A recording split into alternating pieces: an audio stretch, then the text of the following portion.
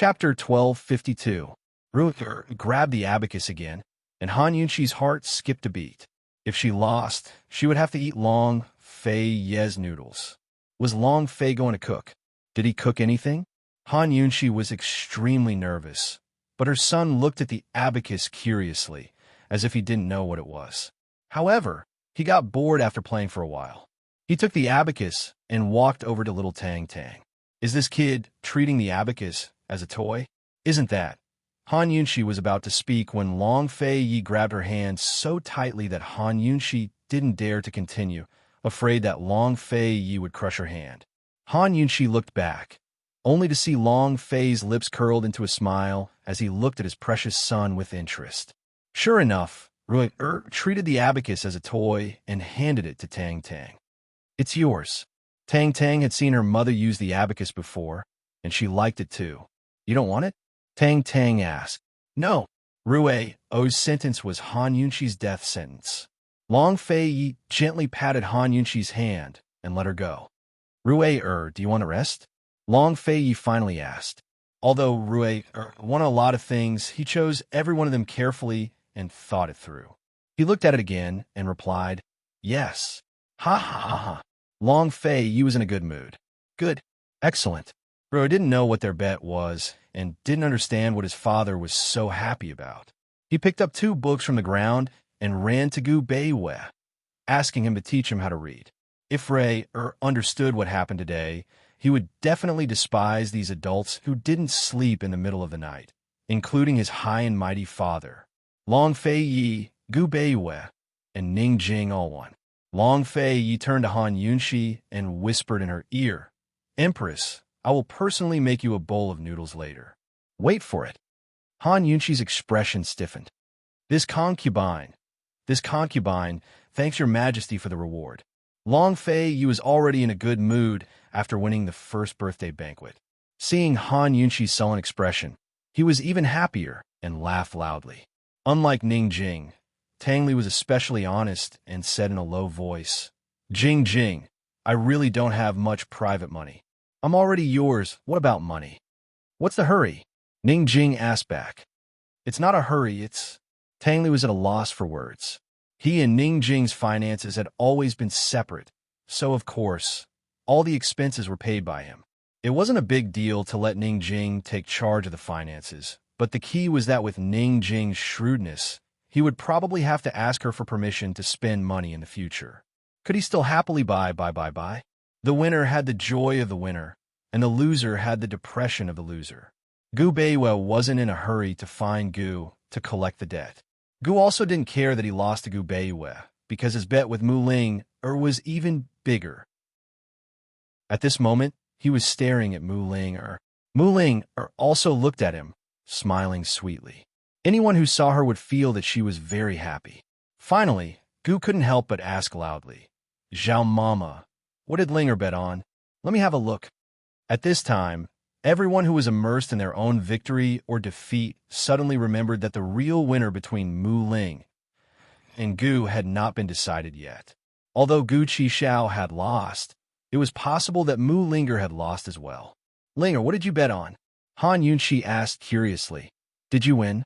Mu Linger smiled slyly and didn't speak. It looks like you won. Han Yunxi was overjoyed. What did you bet on with Chi brother? Mu Ling smiled even more slyly, and that smile made Gu's hair stand on end.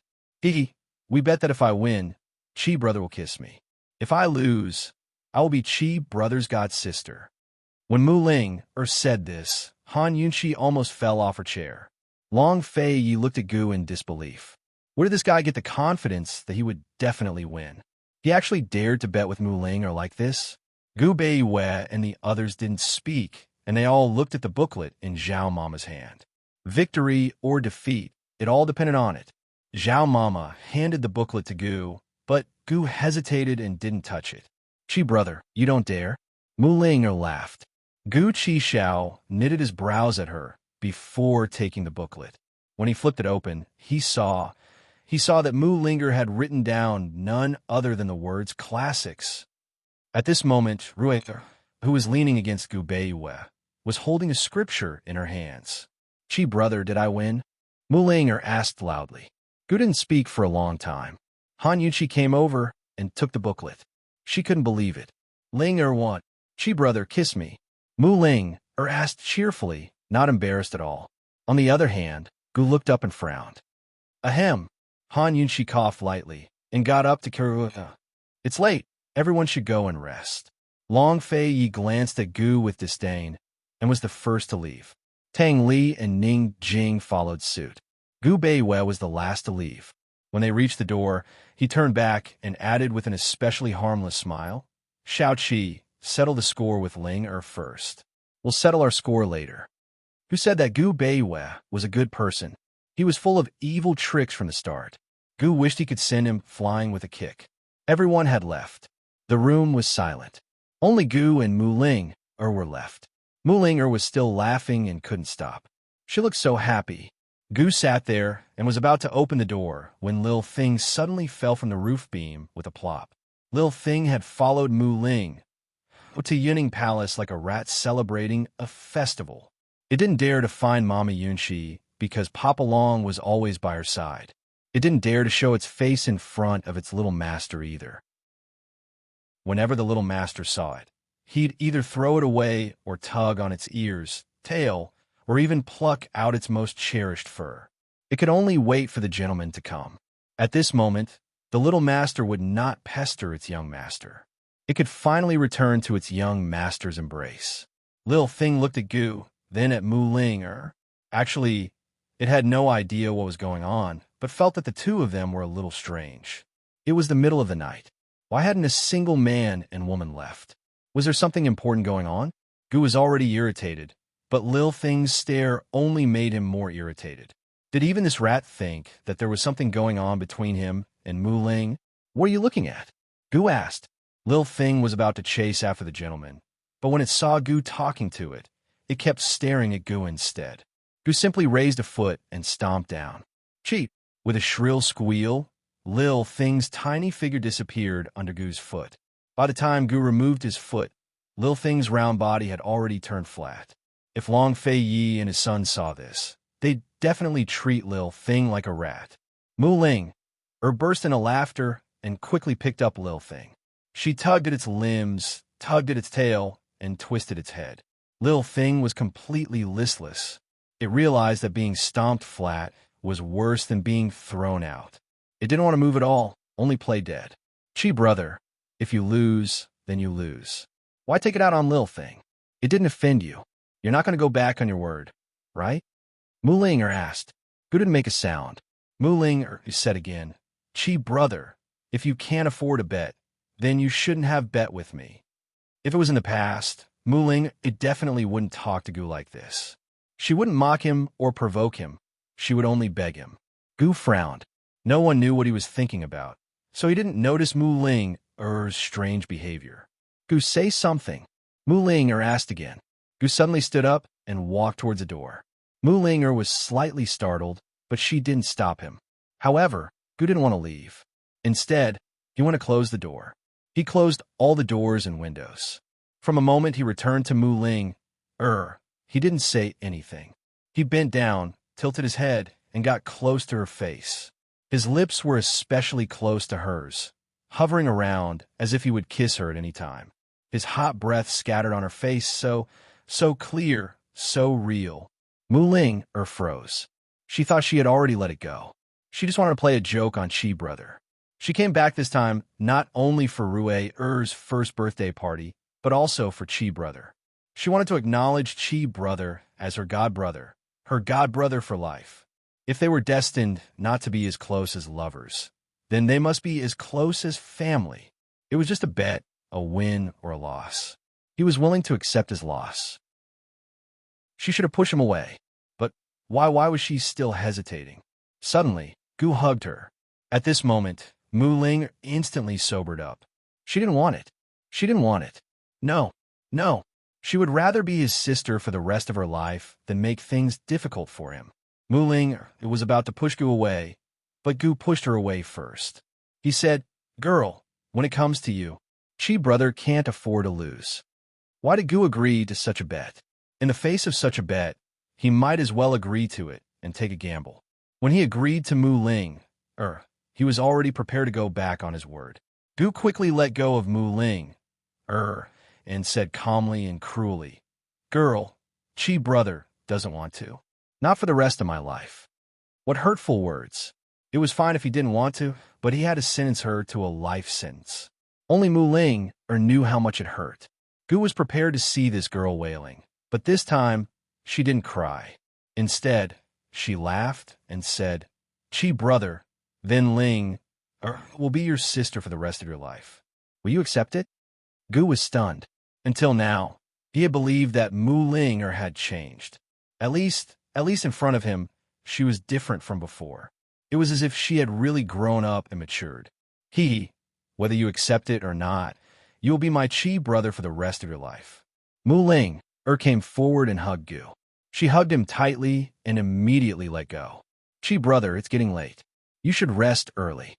Mu Ling left just like that, leaving Gu standing there dumbfounded. Gu Qixiao gave a start, but in the end, he broke into a smile. When Mu Ling walked out the door, she muttered something that Gu would probably never know. She said, "Chi brother, do you know that some people can love many people in their lifetime, and some people can only love one person in their lifetime? Once they've loved, it's gone." Chapter 1253. Long Fei Yi and Han Yunxi hadn't even returned to their quarters when Rue fell asleep in his imperial mother's arms. Han Yunxi was helpless against the little fellow who dug a pit for his mother. When had she ever lost a bet in her past life, or this one? Who would have thought that her undefeated record would be broken by her own son in the end, losing to her own husband? Could this be considered fate? After settling her down, Han Yunxi stretched lazily and was about to change her clothes when Long Fei Yi pulled her over and wrapped his arms around her waist to make her sit on his lap. "Are you tired?" Long Fei Yi asked. "Not all. Tonight was fun. We just haven't dealt with those red packets yet." Han Yunxi held Long Fei Yi's hand and lowered her head to play with his long, slender fingers. She had already asked Granny Zhao to make thorough preparations, and she had already found out who was going to be the scapegoat. But the noble madams seemed to have been frightened by Bailey Lixiang's fate and didn't make a move. Still, Mu Linger's choice to give her a red packet in the end was beyond her expectations. Mu Ling didn't know about the empty red packets. Han Yunxi guessed that Zhao Mama must have taught Mu Ling to do and say that. Zhao Mama was a shrewd, old court lady, so she was perfect to deal with those noble madams. Long Fei Yi wasn't interested in the red packets at all. He buried his head in Han Yunxi's shoulder and asked, "Are you hungry?" Han Yunxi froze at his words. "No, not hungry." However, as soon as she finished answering, her stomach started to grumble uncontrollably. Although she'd eaten supper earlier, it was just a small snack. Moreover, she hadn't eaten much. Long Fei Yi hugged her even tighter. He was almost right next to her ear as he said seductively, "Your mouth won't admit it, but your stomach is honest."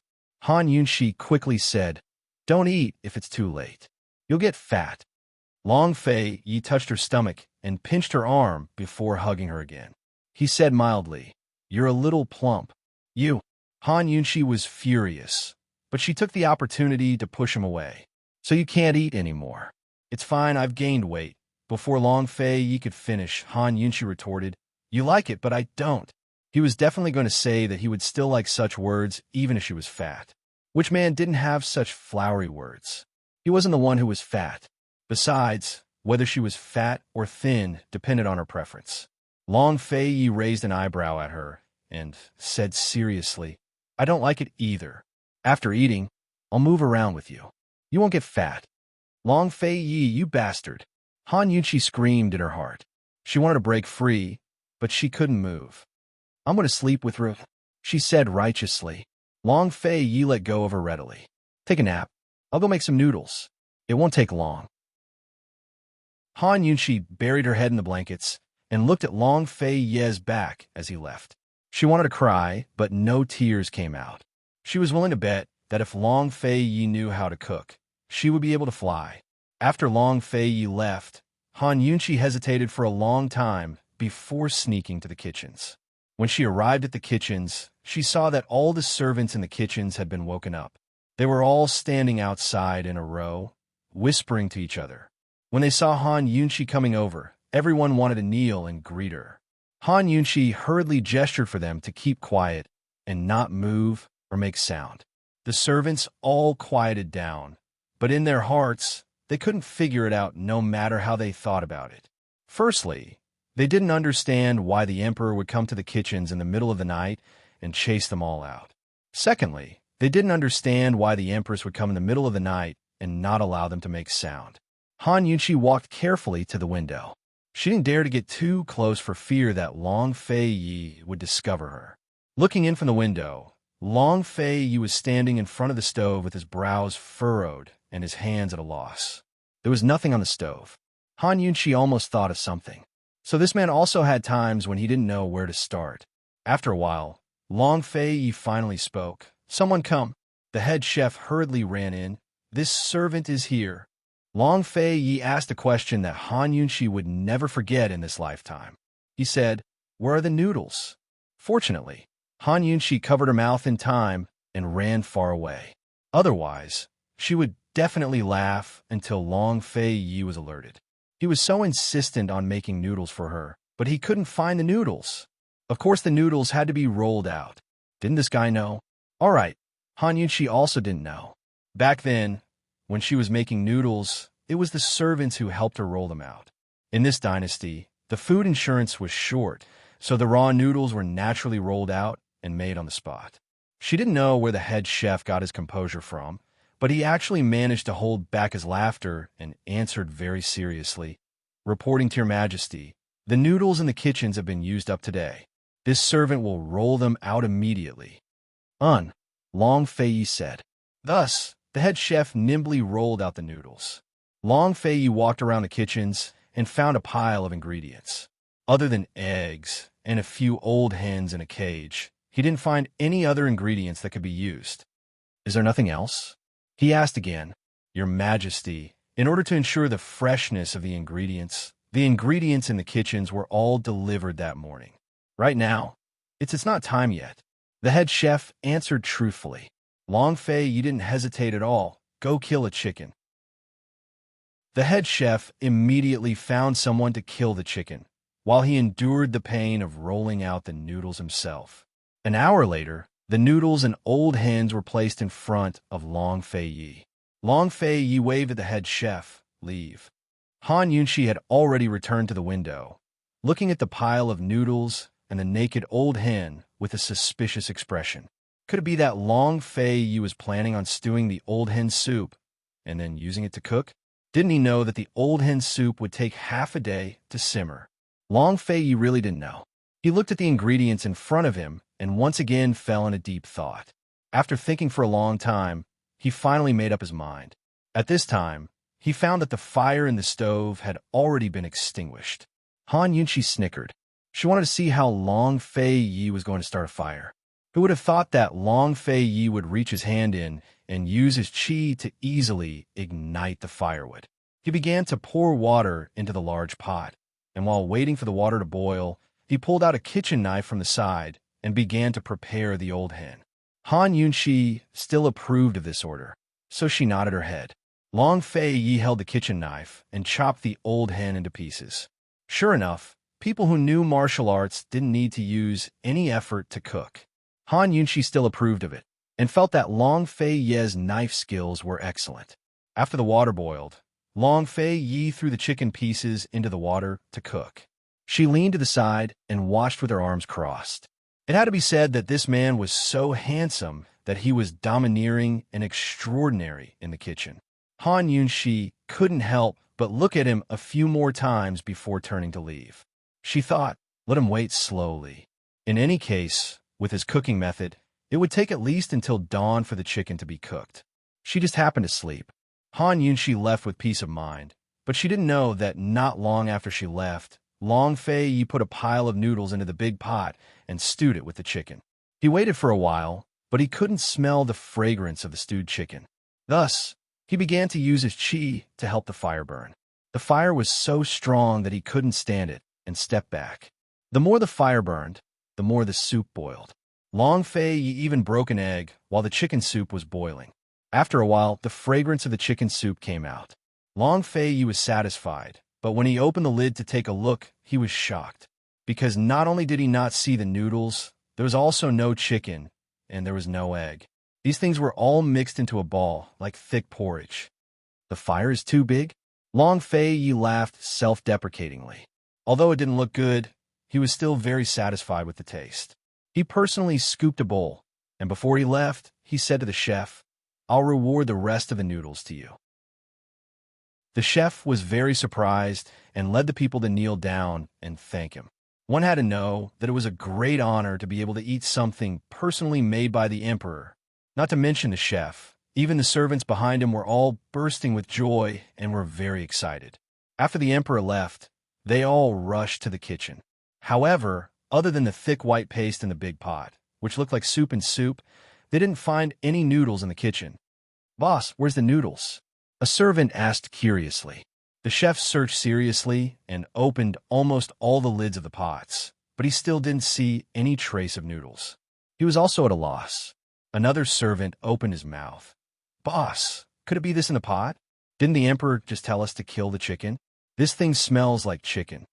Head chef took a good look at it. Other than the smell of chicken, he couldn't figure out what was in the pot. He hesitated again and finally made a decision. "You guys wait here. I'll go ask Granny Zhao." He had to be careful about this matter.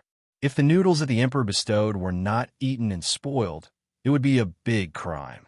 And if the noodles in the pot weren't the ones the emperor ordered, it would be an even bigger crime if they ate it. No matter what the crime was, they couldn't bear the consequences. The chef hadn't gone far when he saw Zhao Mama walking towards the kitchen. Zhao Mama had been stewing old hens every day before dawn to nourish Madame Jing's body. After head chef explained the situation, Granny Zhao stared at the pot of paste in confusion. "Did the emperor just leave?" she asked. "Not long ago, so he probably hasn't gone to bed yet." "Granny Zhao, our heads are all in your hands now. You must help us to get to the bottom of this." Head chef almost knelt down and begged. Zhao Mama was ruthless to outsiders, but she was very loyal to her own people. She patted her chest. "Don't worry, this old one will go ask right now." The emperor and her majesty made a bet that they won't go to bed so early. When Zhao Mama went to the bedchambers, Long Fei and Han Yunxi were indeed still awake. The two of them were sitting in the outer hall. Han Yunxi looked at the bowl of fragrant, unknown substance in front of her with a fearful expression. She said, "Long Fei, we agreed on noodles." "What is this?" "It's noodles," Long Fei said seriously. As they spoke, Zhao Mama came in. She pretended to be surprised. "Io, your majesty, it's almost dawn. Why aren't you resting?" "Zhao Mama, come here and see what it is," Han Yunxi said anxiously. Chapter 1254. Zhao Mama had come to ask the emperor on behalf of the head cook where the noodles he had bestowed were. However, when she saw the bowl of paste in front of the empress, she instantly understood everything. Zhao Mama wasn't just an old palace maid. She was also an experienced cook with 20 to 30 years of experience. If she hadn't known everything beforehand, she really wouldn't have been able to tell what this bowl of paste was and what ingredients it was cooked with. "Zhao Mama, tell me, what is this?" Han Yunxi asked seriously. She secretly thought that if someone could tell that this was noodles, she would eat it until there wasn't a single drop left. Long Fei looked at Zhao Mama and didn't say anything. Zhao Mama frowned and looked at it seriously, not saying anything for a long time. "Look carefully," Han Yunxi said again. "Yes." Zhao Mama pretended to carefully pick up the paste and sniffed it seriously. "And it's so fragrant. There must be chicken soup added here. It's even an old hen." Han Yunxi's mouth twitched into a fake smile. Zhao Mama didn't say anything.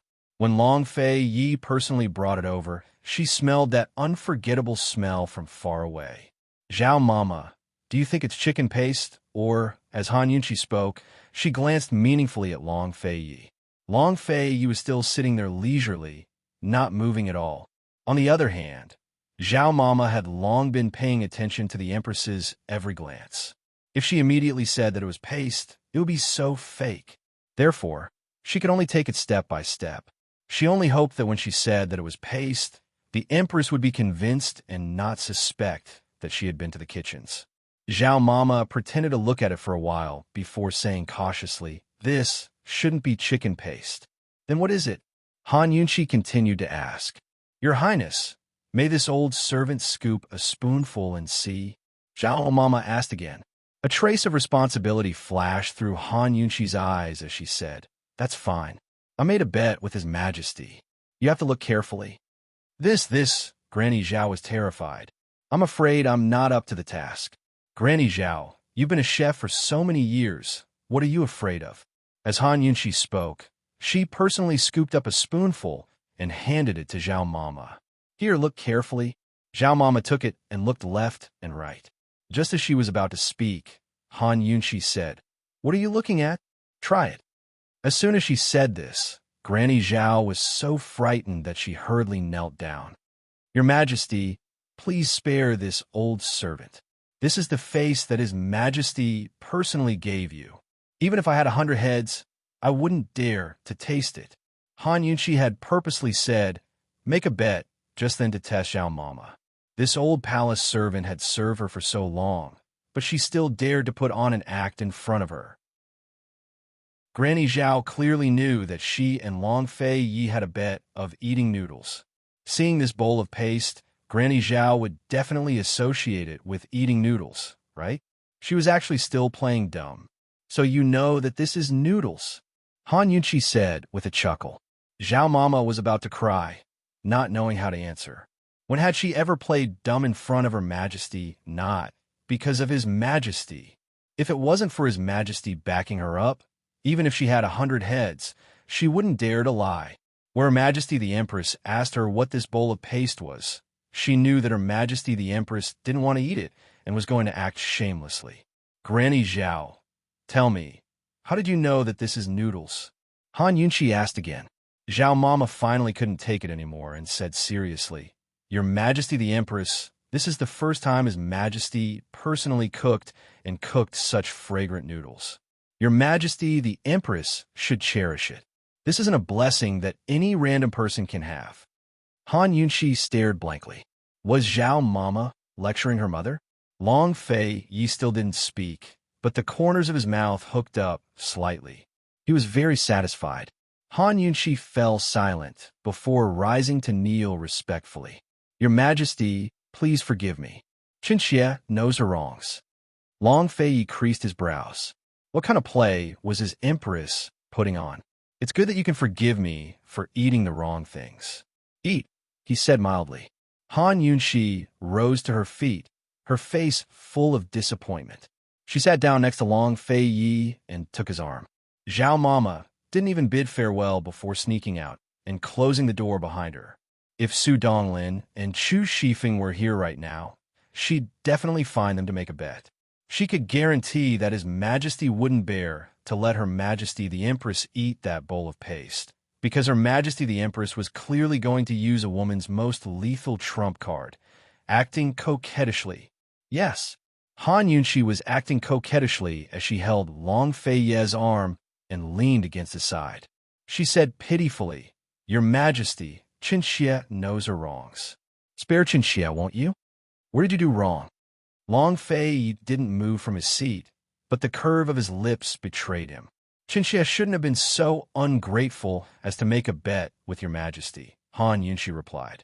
Long Fei chuckled and asked, "Wasn't Jin the one who asked you to make a bet?"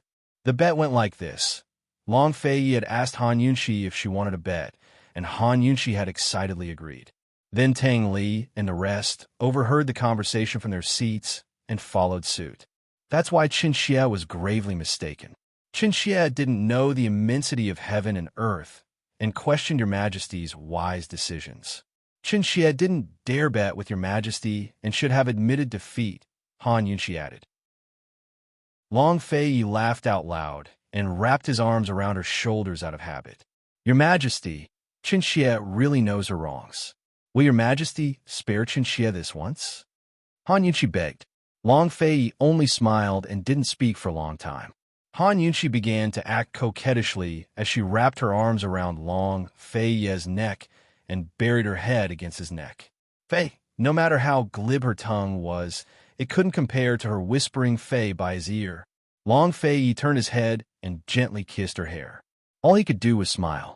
Happiness was the purest emotion he had at this moment. Don't eat any more, all right? Han Yunshi grew anxious. Don't laugh. Say something. Fei, say something. Say something, won't you? Han Yunshi was already holding Long Fei Ye's face in her hands, but he still didn't speak. Han Yunshi couldn't keep up her coquettishness any longer. She huffed as she looked at him, then planted a kiss on his cheek. Say something. Long Fei Yi couldn't stop laughing as he wrapped his hand around Han Yunshi's head and kissed her domineeringly. The two of them kissed so hard that they almost fell off the bed. Right in the outer hall of Long Fei Ye's sleeping quarters, Long Fei Yi finished Han Yunshi on the spot. After stretching her muscles and bones, Han Yunshi only wanted to curl up in his arms and sleep.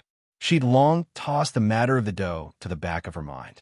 But Long Fei Yi only said to her gently, "Heat up that bowl of noodles and try a mouthful, all right?" "No," Han Yunshi muttered. "Just one mouthful be good. It's my first time making it." Long Fei Yi was still very serious. Han Yunshi lifted her head from his chest and asked, "You didn't eat my first time making noodles either, right? My noodles are more fragrant than yours," Long Fei Yi said seriously. "Fragrant doesn't mean it's delicious," Han Yunshi retorted. "Just try one mouthful. Just one mouthful." Long Fei Yi was still serious. Han Yunshi could tell that Long Fei Yi wasn't using the bet to prank her. He was just very confident in his bowl of noodles. But where did this guy get his confidence from? Everything else aside, she could smell the fishy smell of the chicken. This guy definitely didn't add any ginger. "Try it first. Just one mouthful," Han Yunshi said again. Long Fei Yi had no choice. He could only order someone to heat up the noodles and send it over. Under Han Yunshi's expectant gaze, Long Fei Yi ate a mouthful of his noodles. It was just one mouthful, but he immediately vomited it out. Vomiting wasn't enough. He even drank a large cup of water to rinse his mouth.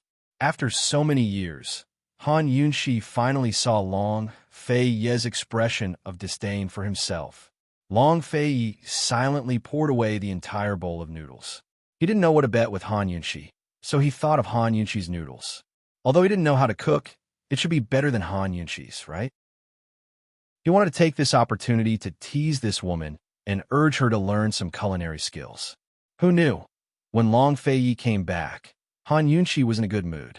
She hugged him and said with a smile, "Long Fei Yi, you see, between you and me, if you like, you like. If you don't like, you don't like. If you want, you want, you want. If you don't want, you don't want. We never force ourselves, right?" If he didn't like and didn't want to eat her noodles, he wouldn't eat it. It was the same for her. Between partners, there was no need to force themselves in the name of love. Long Fei Yi gently patted Han Yunshi's back and said mildly, "Makes sense. But this time, you still went back on your word. Keep the account. Do you have to be so smart?" Han Yunshi was extremely helpless. The two of them didn't want to disturb so they didn't return to the inner room. Instead, they snuggled together in the outer room to rest. Just like that, Han Yunshi dodged a bullet. However, the cooks in the kitchens were suffering unspeakably.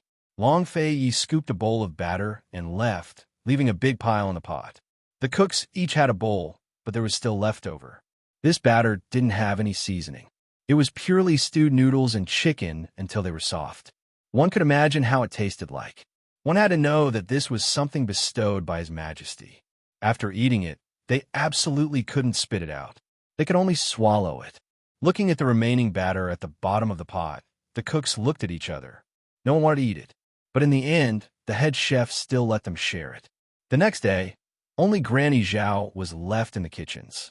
Because when the cooks saw the noodles and the old hen, they all couldn't help but want to vomit. Of course, this was a story for later. Before dawn, Long Fei Yi was about to prepare for morning court when he heard bad news. Bailey Yuanlong was dead. When Su Donglin reported at the door, Han Yunshi had just helped Long Fei Yi change into his court robes. What? Long Fei Yi was stunned. The court robes in Han Yunshi's hands fell to the ground. She was dumbstruck. Long Fei Yi still hadn't recovered from his shock. Han Yunshi anxiously asked, "What happened?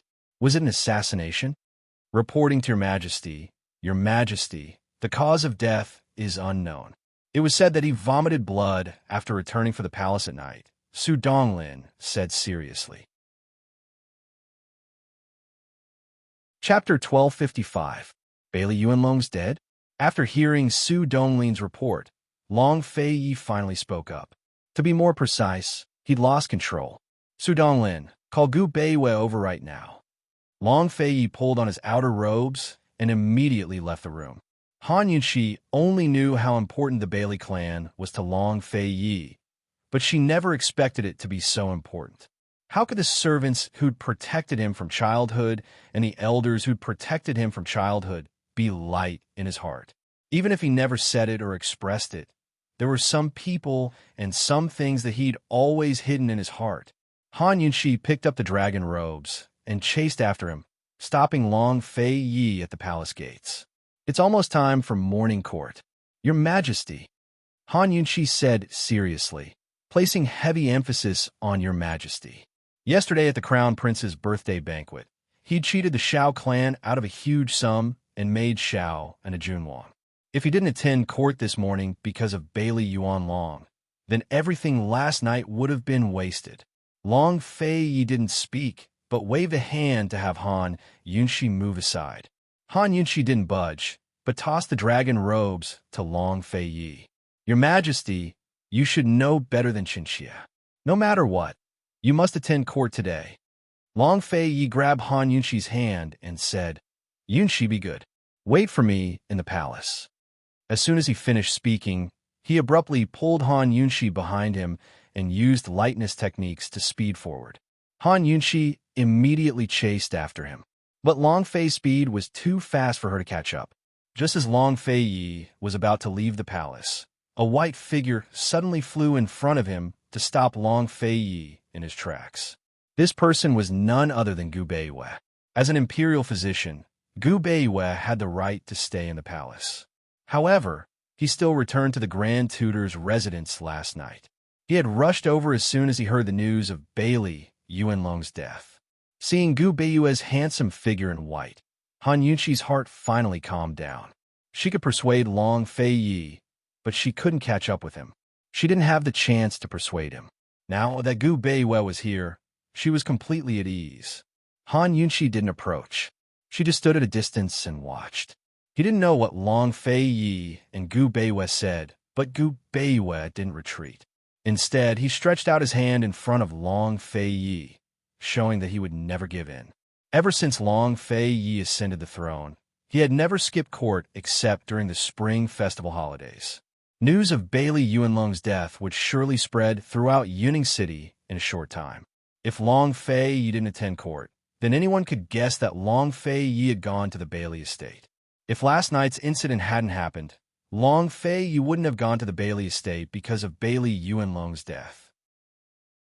Instead of being criticized, it would be seen as a sign of Long Fei Yi's loyalty to his subordinates. However, after last night's incident, the Bailey clan was now a sinner. Moreover, it was a crime that could lead to the execution of 9 generations of the clan.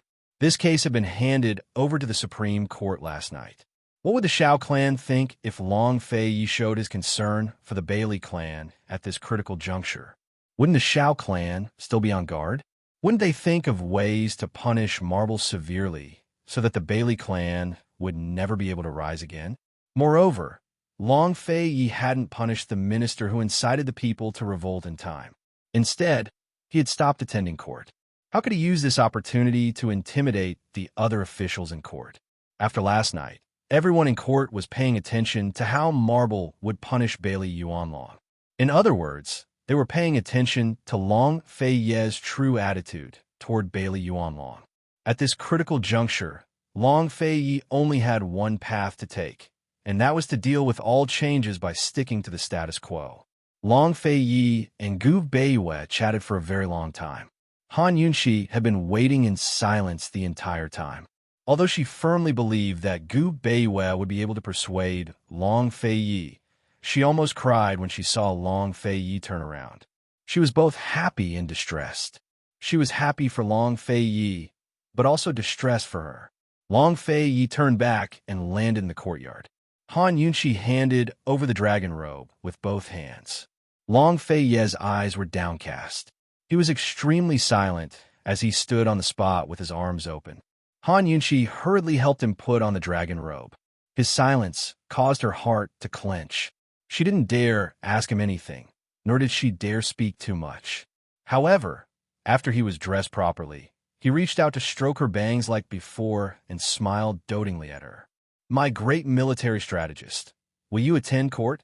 Han Yunshi was stunned at first, but she immediately shouted, "Yes." The Empress naturally had no right to interfere. However, Han Yunshi wasn't just the Empress. She was also the leader of Cloud Realm's military. She naturally had the right to attend court.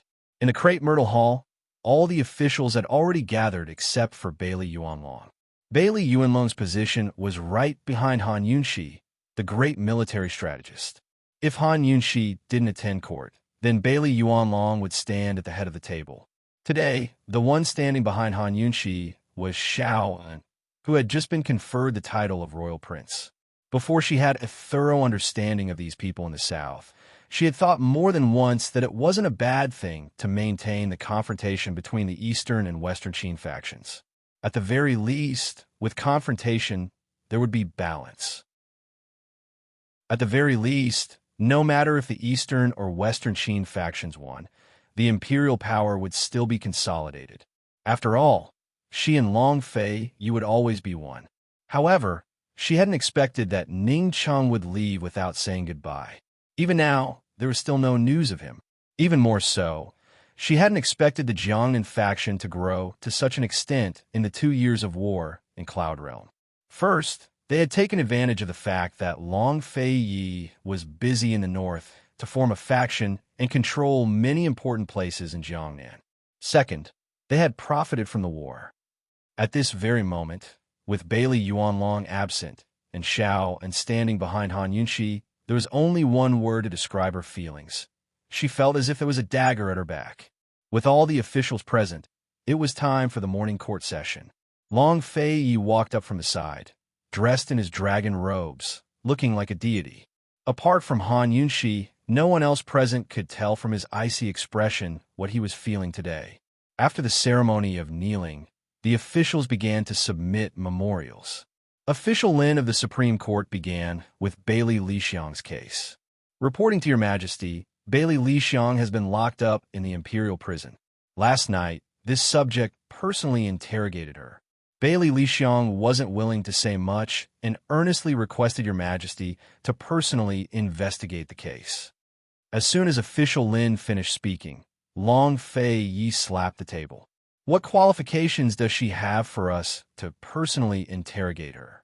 Men, strip her of her first-rank madam title and strip Bailey Yuanlong of his title as duke. The Supreme Court will be fully responsible for investigating this case. Anyone who interferes will not be let off lightly." Xiaoan lowered his head, his eyes dark. No one knew what he was thinking. Not far away, Xiao Dong had a smug look on his face. The emperor must have known about Bailey Yuanlong's passing last night. Bailey Yuanlong was already dead, yet the emperor still wanted to strip him of his title. In comparison, the emperor was thoroughly disappointed in the Bailey clan. With this, they didn't need to waste any more effort to add insult to injury. Even if they didn't put pressure on the Supreme Court, the emperor's attitude was enough to ensure that the Bailey clan would never rise again. Originally, the officials from the Ministry of Appointments and the Ministry of Rights wanted to report Bailey Yuanlong's passing, but after seeing the emperor's attitude, they exchanged glances and didn't dare to make sound. The Ministry of Appointments wanted to report Bailey Yuanlong's passing so that the emperor and empress could quickly fill the position of Grand Secretary in the Central Military Region. The Ministry of Rights official wanted to ask if Bailey Yuanlong's funeral could be conducted according to the standards of a duke. Judging from the current situation, the two officials wouldn't ask any more questions until the Bailey clan's case was dealt with. The powerful officials were all silent, but Long Fei acted as if nothing had happened. He asked coldly, "Is there anything else you want to report?" Han Yunxi stood below, looking up at his lofty and dignified figure. Her heart ached for him, but she also felt admiration for him. Apart from being flustered and at a loss for what to do when he cooked a bowl of noodles for her in the middle of the night, this man, no matter where he was, no matter what situation he faced, would always be the high and mighty king of this continent. He would also be her high and mighty king for all eternity. The Ministry of Revenue reported on Northern Li's disaster relief efforts. Duke Ding Guogong shouted and promised to hand over the auction proceeds from the birthday banquet to the Ministry of Revenue within 5 days for Northern Li's disaster relief. The Ministry of Appointments reported on the reopening of the imperial examinations at the beginning of spring. The Ministry of War rushed the Tang sex weapons. Even though officials of 4th rank and above were qualified to speak with Long Fei, there were still many matters to attend to. Han Yunxi didn't say a word. She stood among the officials, looking up at Long Fei. If this was a kind of companionship, then it must be the most affectionate kind. After the morning court, Long Fei went to the imperial study as usual and received several officials. Han Yunxi returned to the palace, accompanying Rue while waiting for Long Fei. She knew that once he was done with his business, he would definitely make a private visit to the Bailey estate. Gu Beiwei had already gone to investigate the cause of Bailey Yuanlong's death. While Han Yunxi was waiting, something major happened at the Ministry of Revenue. After Mu Ling donated red packets to the Northern Li disaster victims last night, the noble madams in Yuning City all presented red packets bestowed by the Empress one after another this morning. When these red packets arrived at the Ministry of Revenue, it was discovered that 8 of the good red packets were empty. One had to know that these red packets were all unopened. Why was the 8th seal empty while the others were full? Lord Chun, who was in charge of the Ministry of Revenue's relief funds, was so flustered that he didn't know what to do. After some hesitation, Lord Chun sought out Eunuch Li from the palace. Lord Chun, in this old servant's opinion, this matter can't be reported. Although those red packets aren't opened, you can tell if they're empty by touching them. Eunuch Li said in a low voice. Eunuch Li, you mean? Lord Chun was alarmed. Those 8 madams aren't ordinary people. They must have known that the red packets were empty. Since they're empty, why would they donate them? What are their intentions? Eunuch Li asked in return. Lord Chun was burning with anxiety. Only now did he realize that those noble madams had kicked the problem to him. Mu Ling donated red packets, so the others naturally had to do the same. These noble madams clearly knew that the red packets were empty, but they didn't open them or say anything.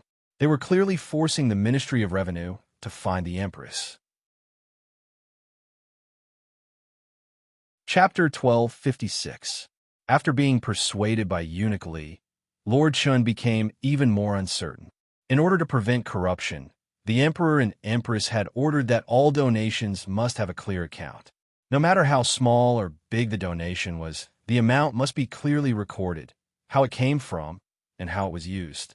For this, the Emperor had specially selected a person from the 6 ministries to form a supervisory committee. They were responsible for supervising the accounts of donations and publishing the accounts regularly. If Lord Chun went to find the Empress about the empty red envelopes, how should he ask? If he made the Empress unhappy, he might lose his official position. If Lord Chun didn't ask the Empress for her opinion, how would the empty red envelopes be recorded? Once it was clearly recorded that the red envelopes were empty, the accounts would be published together with the other donations from the birthday banquet. This would cause trouble for the Empress. If the Empress's red envelopes were all empty, then it would be easy to find an excuse to explain it. However, out of the nearly 30 red envelopes that were donated, only 8 of them were empty. The status of those 8 madams wasn't low. If it was a large red envelope, no one would care. However, if it was an empty red envelope, then it would be an insult.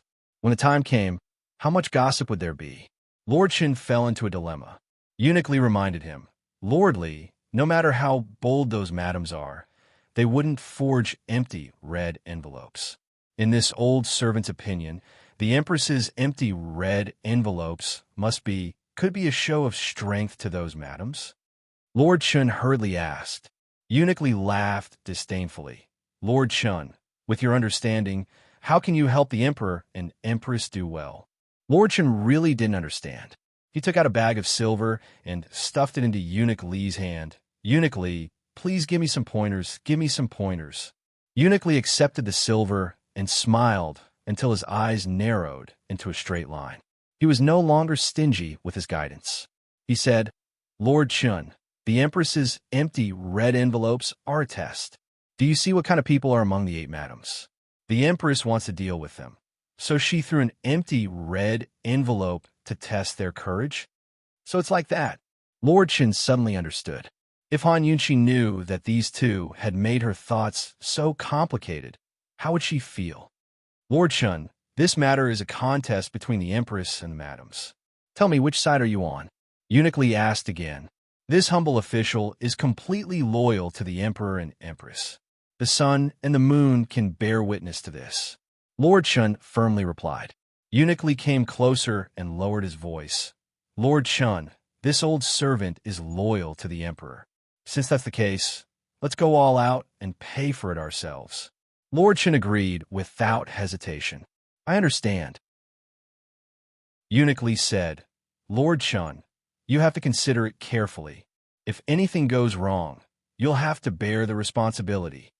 I understand. Rest assured, Eunuch Lee.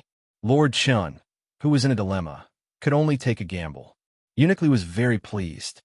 Lord Chun, don't worry. If this old servant has the chance to see the Empress and His Majesty, I will definitely put in a good word for you. Lord Chun hurriedly bowed and expressed his gratitude. That's right, there's still 2 red envelopes missing. Eunuch Lee casually asked. There are 2 at the Bailey residence. Bailey Darren passed away last night, so the residence must be in chaos. Lord Chun sighed helplessly. In the afternoon, the Ministry of Revenue sorted out the details of the auction at the Crown Prince's birthday banquet, as well as the red envelopes donated by the madams. They made a clear account and posted it. Lord Chun paid for the 8 empty red envelopes out of his own pocket. The amount was the same as the other red envelopes. Han Yunqi received the news as soon as the account was posted. At this time, she was still waiting for Long Fei Yi in the palace. Not long after Long Fei Yi returned to the imperial study, he sent someone to the Bailey residence to offer his condolences. At the same time, he instructed the Supreme Court to be impartial and not be biased. Of course, this was for some people to see. Long Fei Yi was still busy in the imperial study. In fact, he couldn't go to the Bailey residence immediately even if he wasn't busy. He couldn't go there publicly, so he could only wait until night. There were no outsiders at the Bailey residence, so he could go there. Today, Long Fei Yi could only wait for the whole day, but it was a great test for the Bailey family. Han Yunqi looked over the account that the servant had copied and handed it to Mu Ling and Zhao Mama. Sister, this Lord Li is interesting. He paid for the red envelopes with his own money. Mu Ling said with a smile. Empress, if that's the case, then the person we prepared. Zhao Mama wasn't happy at all. Instead, she was a little depressed. Why did Lord Li decide on his own? One had to know that the Empress had already prepared for the red envelopes. How boring would it be for Lord Li to pay out of his own pocket to settle this matter? Han Yunqi's heart was heavy because of the Bailey family. She now cared about Long Fei Yi. She only cared about whether the Bailey family could survive this day and not let Long Fei Yi continue to be disappointed. She was no longer in a mood to deal with those senseless madams.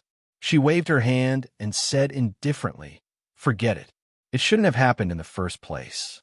Zhao Mama, go ask Su Donglin what His Majesty is busy with. Granny Zhao came back after a while. Empress, the Xiao family just arrived at the imperial study. Duke Ding and Great General Xiao arrived together.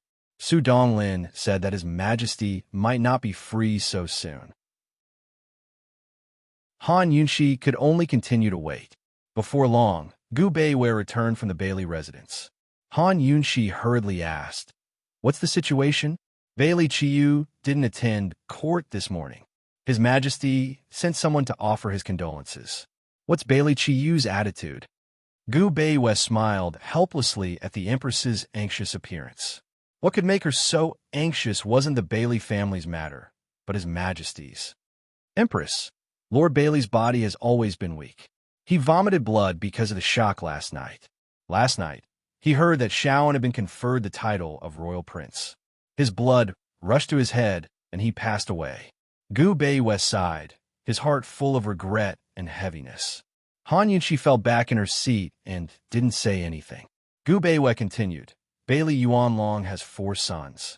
Although Bailey Chiyu isn't the eldest, he's the son of the first wife and the one with the highest military rank. Now, he's the one who calls the shots in the Bailey family. His Majesty sent someone to offer his condolences. He was quite respectful, but what? Han Yunxi hurriedly asked.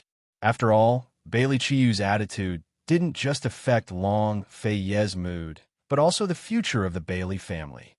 This subordinate has tried to sound him out, but Bailey Chiyu's attitude is still unclear. He wants to see Bailey Li Xiang, Gu Beiwei said seriously. Bailey Li Xiang. Bailey Li Xiang. Han Yunxi was enraged. Are there no men in the Bailey family? Mistress, calm your anger. Lord Bailey's sons are all boorish men. It's better for Bailey Chiyu to ask Bailey Li Xiang for help than those boorish generals. Gu Beiwei sighed with emotion. Han Yunxi thought for a moment, then said hastily, Come with me to the prisons. The sooner the better. Gu Beiwei didn't say it clearly, but Han Yunxi could tell that although Bailey Li Xiang was in prison, she still played a significant role in the Bailey family's future. If they could figure out Bailey Chiyu's intentions, they could at least sound out Bailey Li Xiang. If necessary, Han Yunxi didn't mind laying everything out in the open and talking to Bailey Li Xiang directly. Gu Beiwei took the lead and made arrangements to make sure there was no one else in the prison. Han Yunxi followed. When Han Yunxi arrived at the prison door, Bailey Li Xiang was kneeling on the ground, crying with her head buried in her hands. Without a doubt, she had received news of her father's death. The prison cell was quiet, and only her cries could be heard. It was sad and miserable. Han Yunxi took a closer look and saw that there was a deep cut on Bailey Li Xiang's forehead that was bleeding profusely. She and Gu Beiwei stood there for a long time, but Bailey Li Xiang didn't notice. In the end, Han Yunxi spoke up. What? You killed your father, so you want to kill yourself to atone for your sins. Bailey Li Xiang's head whipped up in surprise, but she quickly recovered to glare at Han Yunxi. Han Yunxi, it's you. You're the one who killed my father. You're the true culprit. Han Yunxi didn't speak, but squatted down and stared at her cold eyes. Bailey Li Xiang threw herself at Han Yunxi and leaned against the bars, baring her fangs and brandishing her claws. Unfortunately, Han Yunxi was still some distance away from the bars. Bailey Li Xiang couldn't reach her. Han Yunxi looked at her cold eyes without a word. Gradually, Bailey Li Xiang wilted and began to bawl. Suddenly, Han Yunxi said angrily, Bailey Li Xiang, are you done crying? If you want the Bailey clan to be executed, then keep crying. No one will be able to save you. Han Yunxi wasn't here to explain. After reaching this point, she especially believed in the saying that the things that needed to be explained were often the things that didn't need to be explained. She wasn't here to offer amnesty. She was here to threaten and scold them. If Bailey Li Xiang was done crying, she'd start cursing. Seeing Bailey Li Xiang's frightened expression, Han Yunxi said cold, It looks like you've cried enough. Then let me tell you, based on your actions at the birthday banquet, there's no way you can shoulder all the blame alone. Don't think the justice courts are fools, and don't think that the Shao clan will sympathize with the Bailey clan just because they've cooperated with you before. Also, your father's death won't affect the justice court's conviction. Bailey Li Xiang was stunned at first. Then she seemed to go crazy as she desperately tugged at the bars. My father didn't know anything about this, nor did my younger brother. I did it all by myself. It was my idea. It was me. It was me. Fine. Even if it's your fault, this seat will tell you right now. If it's a light punishment, it'll be the execution of 3 clans. If it's a heavy punishment, it'll be the execution of 9 clans. Han Yunxi raged. Bailey Li Xiang fell heavily to the ground, as if as if she'd never be able to stand up again. It was only then that Bailey Li Xiang came to her senses. She looked up at Han Yunqi and asked, "Then what are you doing here?" Chapter 12:57. Han Yunqi loftily looked down at Bailey Li Xiang and said coldly, "I'm just here to see what happens to those who oppose me." "You?" Bailey Li Xiang was furious. "All right, now that you've seen, I'm leaving." Han Yunqi smiled coldly. Bailey Li Xiang grew anxious and raged. "Han Yunqi, the Shao clan is also opposing you. Why is Shao and given the title of Duke, but my father?" "Han Yunqi, this isn't fair. You can't do this." "The Shao clan?" Han Yunqi laughed. "Shao donated more than 200 million taels of silver to the disaster areas in Northern Li last night. How is he opposing me?" "Han Yunqi, you know very well that Shao is a mystery man." Bailey Li Xiang shouted. "I don't know. I only know that Shao is the Junwang now. Right now, he's in the Imperial study with Shao Dong, drinking tea with His Majesty." Han Yunqi replied with a smile. "No." Bailey Li Xiang's hair was disheveled, her face twisted like a female ghost. "I have proof of Shao Dong's collusion with me. Han Yunqi, I have proof. I want to see His Majesty. I want to see His Majesty." "Shao Dong." Han Yunqi snorted disdainfully.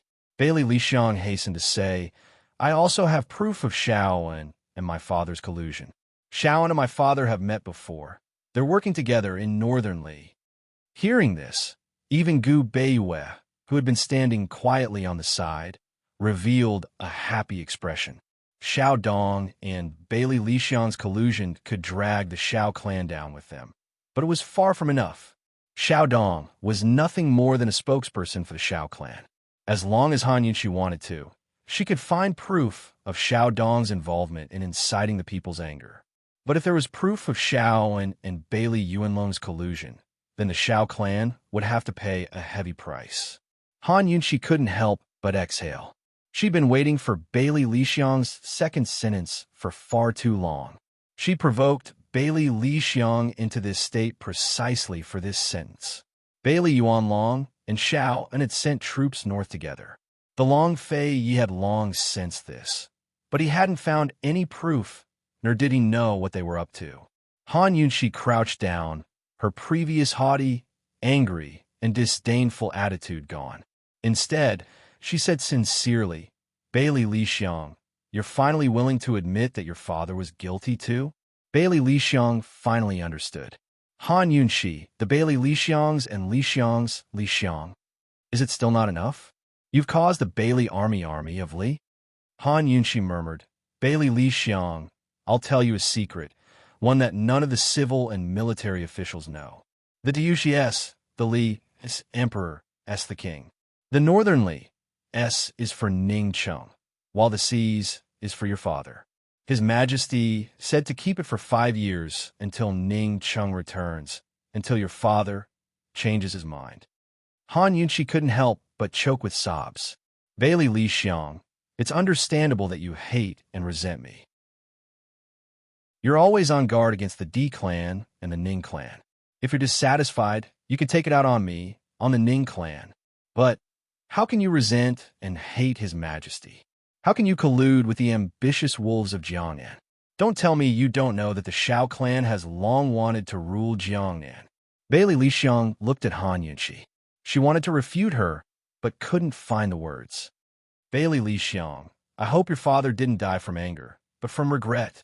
His Majesty has given the Bailey clan 5 years. You and your brother, Bailey Qiyu, can decide for yourselves what to do." Han Yunqi rose to her feet as soon as she finished speaking, unwilling to spare Bailey Li Xiang another glance.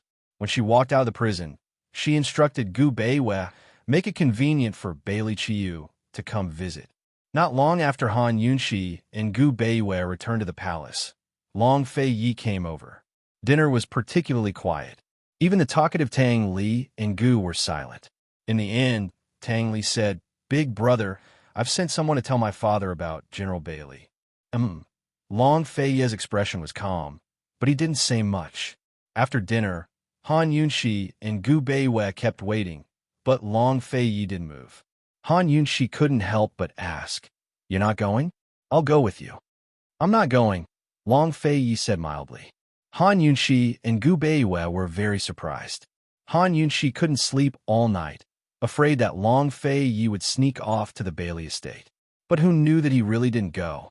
He was lying behind her, his arms wrapped around her waist. She didn't know if he slept or not. The next day, he went to morning court as usual and busied himself with work. Just like that, 2 days later, the justice minister presented a secret letter to the morning court, shocking the entire court. This secret letter was none other than the evidence Bailey Qiyu had given to Marble. It proved that Xiao and Bailey Yuanlong had colluded to plot a coup in Northern Li. This was a military pledge signed by Bailey Yuanlong and Xiao with their own handwriting and clan seals. At the end of the month, when Northern Li's weather warmed up and the avalanches became more serious, they would deliberately create a conflict between the army and the people. The reinforcements sent by the Bailey and Xiao clans would point their spears at the Ning clan troops and declare war on the Ning clan troops.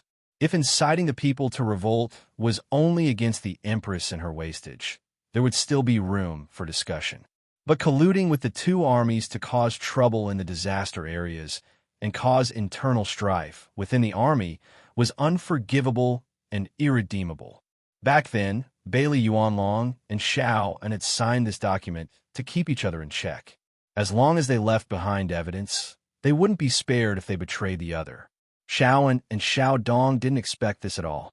They fell to their knees in shock, speechless for a long time. Had Bailey Qiyu and Bailey Lixiang gone mad? After all, Bailey Lixiang's crime alone could be delayed and pleaded for leniency. But with this military pledge, neither the Xiao clan nor the Bailey clan would ever have a chance to turn things around. These days, Xiao and Xiao Dong had been keeping tabs on the movements of the justice courts and the Bailey clan. With one side being crown prince and the other being convicted, Xiao naturally felt guilty.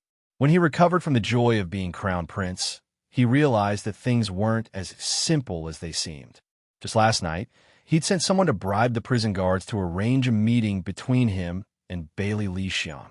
He'd even made up his mind to promise Bailey Lixiang that he'd do his best to protect the 100 clans. But who knew that Bailey Lixiang and Bailey Qiyu would be so impatient? He'd even prepared himself for Bailey Lixiang to rat Xiao Dong out, but he never expected her to be so ruthless. She'd rather destroy the Bailey clan's future than drag the Xiao clan down with her. Long Fei Yi looked at the military pledge presented to him. Seeing the familiar handwriting and clan head seal, he was clearly furious, but he couldn't help but smile wryly. Hadn't he been waiting for an excuse to convince him to go instead of going to the Bailey estate? The military pledge in his hands was exactly that reason. "Your Majesty, my father has already passed away. This soldier has come to accept his punishment on his behalf." Bailey Chiyu's voice came from the door. Everyone turned to see him kneeling and kowtowing 3 times. Bailey Qiyu entered the hall and knelt on the ground, offering the Bailey army's tiger tally with both hands. This sinner's elder sister, Bailey Lixiang, colluded with Xiao Dong to incite the 100 clans and slander esteemed empress. This sinner's father, Bailey Yuanlong, colluded with Duke Xiao to plot a coup d'état in Northern Li. Today, this sinner will plead guilty on behalf of my father and accuse Duke Xiao. With this military pledge as proof, I ask your Majesty to judge clearly. I ask your Majesty to mete out punishment." As soon as he finished speaking, Xiao began to shout, Your Majesty, this official." Long Fei Yi didn't even want to listen. He tossed the military token at Xiao's face and said angrily, "You're going to add to your crimes if you continue to quibble?" Xiao was so shocked that he immediately fell silent.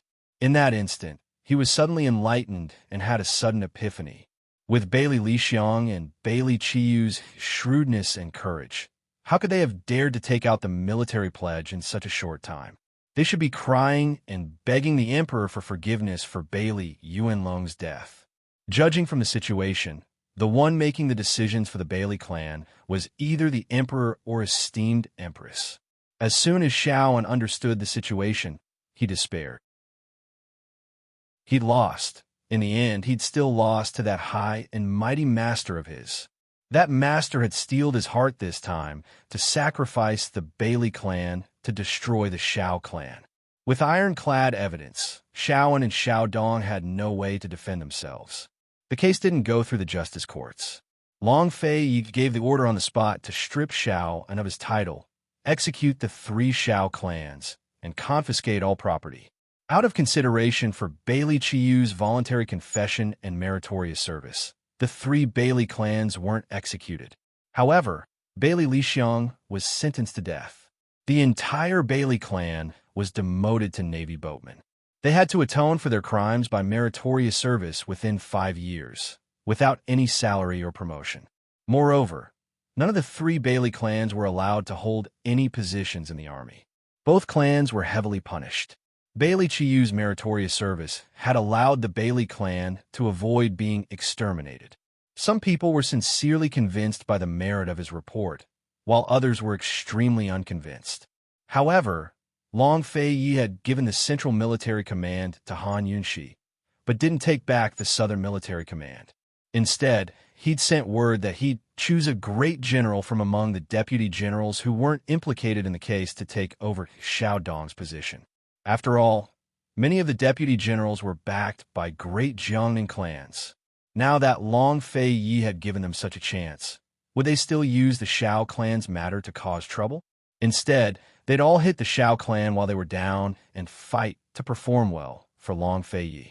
Long Fei's move looked like he was afraid of the other powers in Jiangnan, but in reality, he was driving a wedge between them.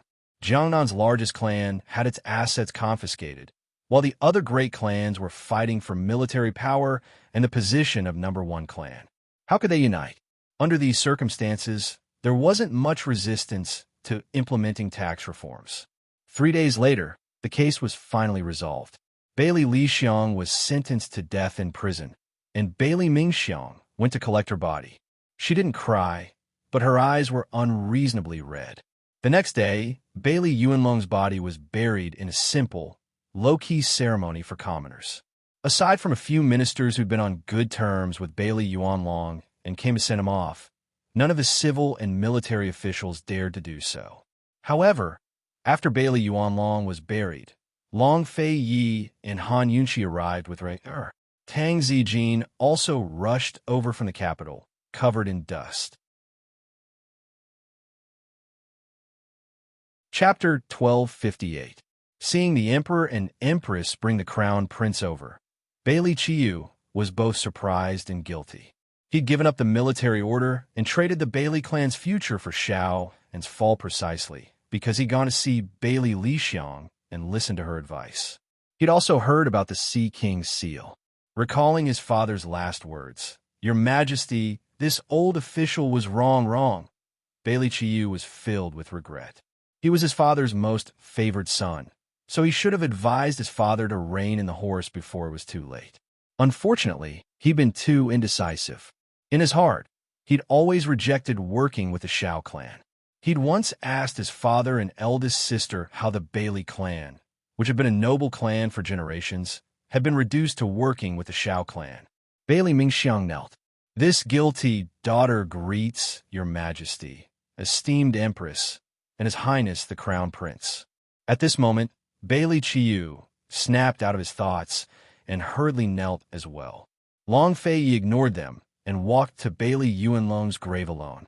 He stood there in silence for a long time, as if he had something to say. But in the end, he didn't say anything. Instead, he personally added a handful of soil to Bailey Yuanlong's grave. This was something only family members would do.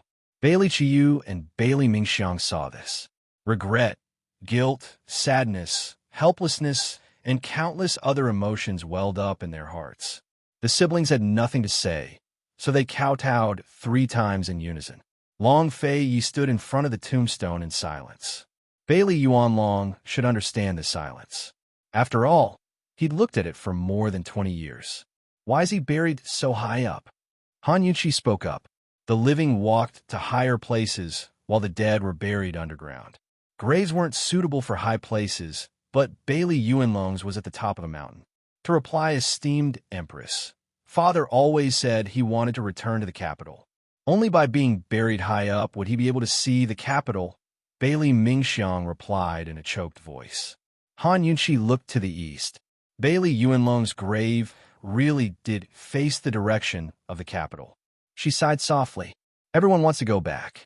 I want to go back as soon as possible. Both of you may rise. Bailey Qiyu and Bailey Mingxiang stood up and bowed to Gu Beiyue, Tang Li, his wife, and Tang Zijin, who had just arrived.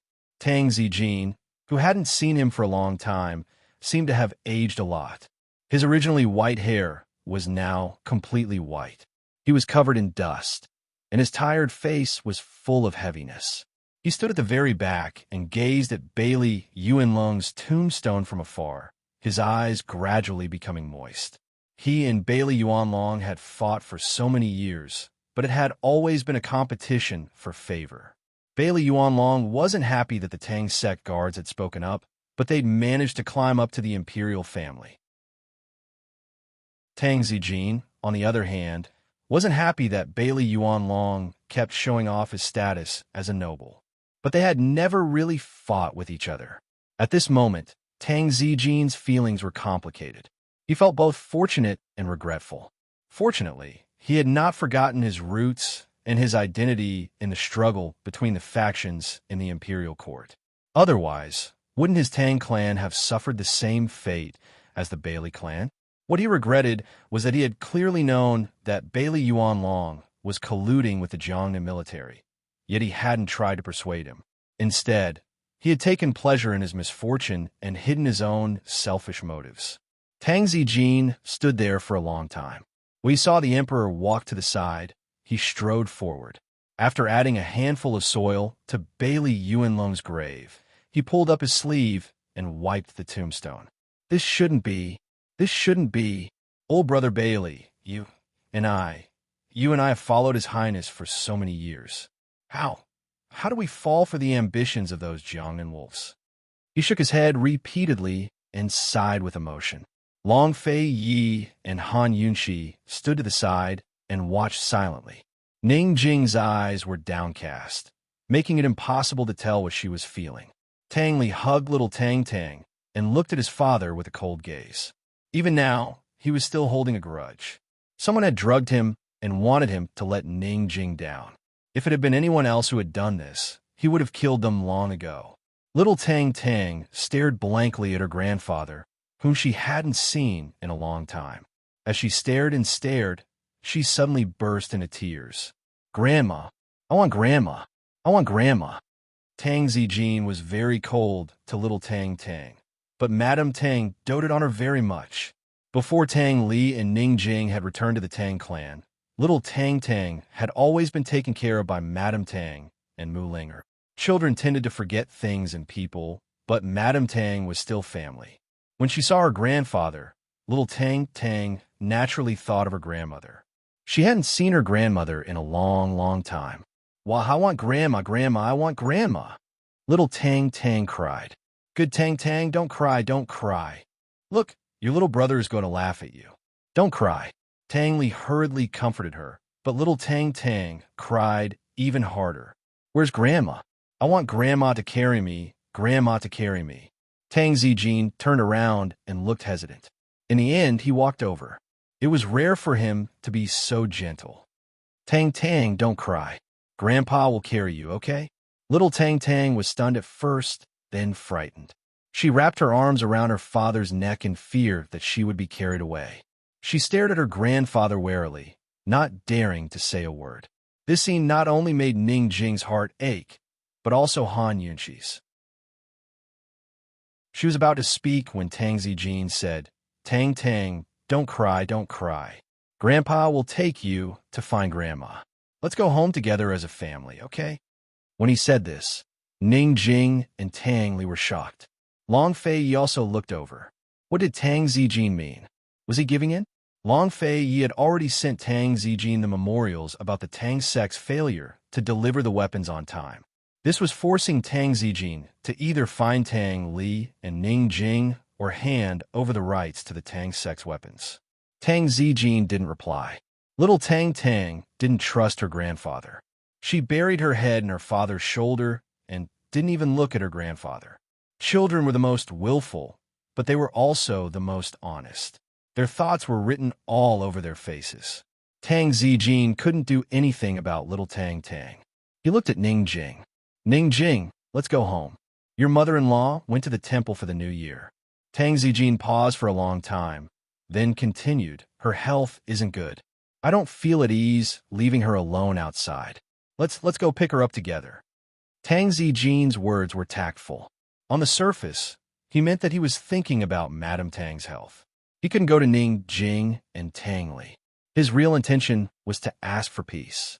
Ning Jing was about to speak, but Tang Li suddenly flew into a rage. Can't you go pick up my mother yourself? You know that my mother's health isn't good, yet you let her spend the new year in the temple. Tang Zijin, what's your heart made of?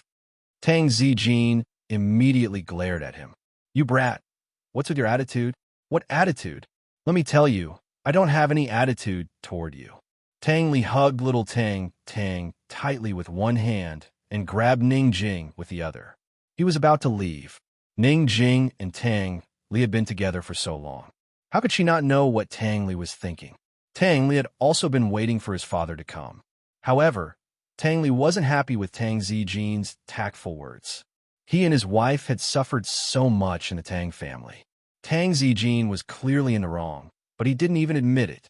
Was he going to ask them to go back with just one sentence?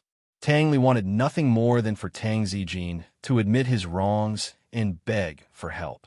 Ning Jing was definitely more angry than Tang Li, but she still grabbed Tang Li's hand and didn't let him go. Tang Zijin was Tang Li's father after all. It was enough that Tang Li didn't want her to be wronged. There was no need for him to continue being rude to Tang Zijin and be accused of treason. Tang Li stopped and frowned at Ning Jing. Ning Jing ignored him and carried little Tang Tang over. Tang Tang, be a good girl. Don't cry. Let's go find Grandma and go home, okay? When Ning Jing asked the same question, little Tang Tang immediately nodded her head. Ning Jing's heart ached when she saw her daughter crying so hard. Don't cry, don't cry. Little brother will laugh at us if you cry anymore. Little Rui was in his mother's arms. He covered his ears with his hands and blinked his big eyes in confusion. Ning Jing's words made Tang Zijin very happy and gratified. Actually, he knew very well what kind of wife Ning Jing was. It would be difficult for Tang Li to find another Ning Jing. Unfortunately, Tang Zijin was annoyed when he thought of that matter, but he didn't have the energy to think about it. Protecting the Tang family was more important than anything else. He was old and couldn't care less about other things. Since Ning Jing had said so, Tang Li naturally listened to her. He lowered his head and didn't say anything. Seeing this, Tang Zijin's heart finally calmed down. He walked towards Long Fei Yi and respectfully presented the two memorials. Your Majesty, this subordinate has sinned and troubled your Majesty. This subordinate promises that the Tang family will hand over the first batch of weapons before the end of the month. The progress in the imperial capital will also be completed according to plan. Please forgive this subordinate, your Majesty. Long Fei Yi didn't reply to Tang Zijin. He took the two memorials that hadn't been approved and casually tossed them into a nearby abyss.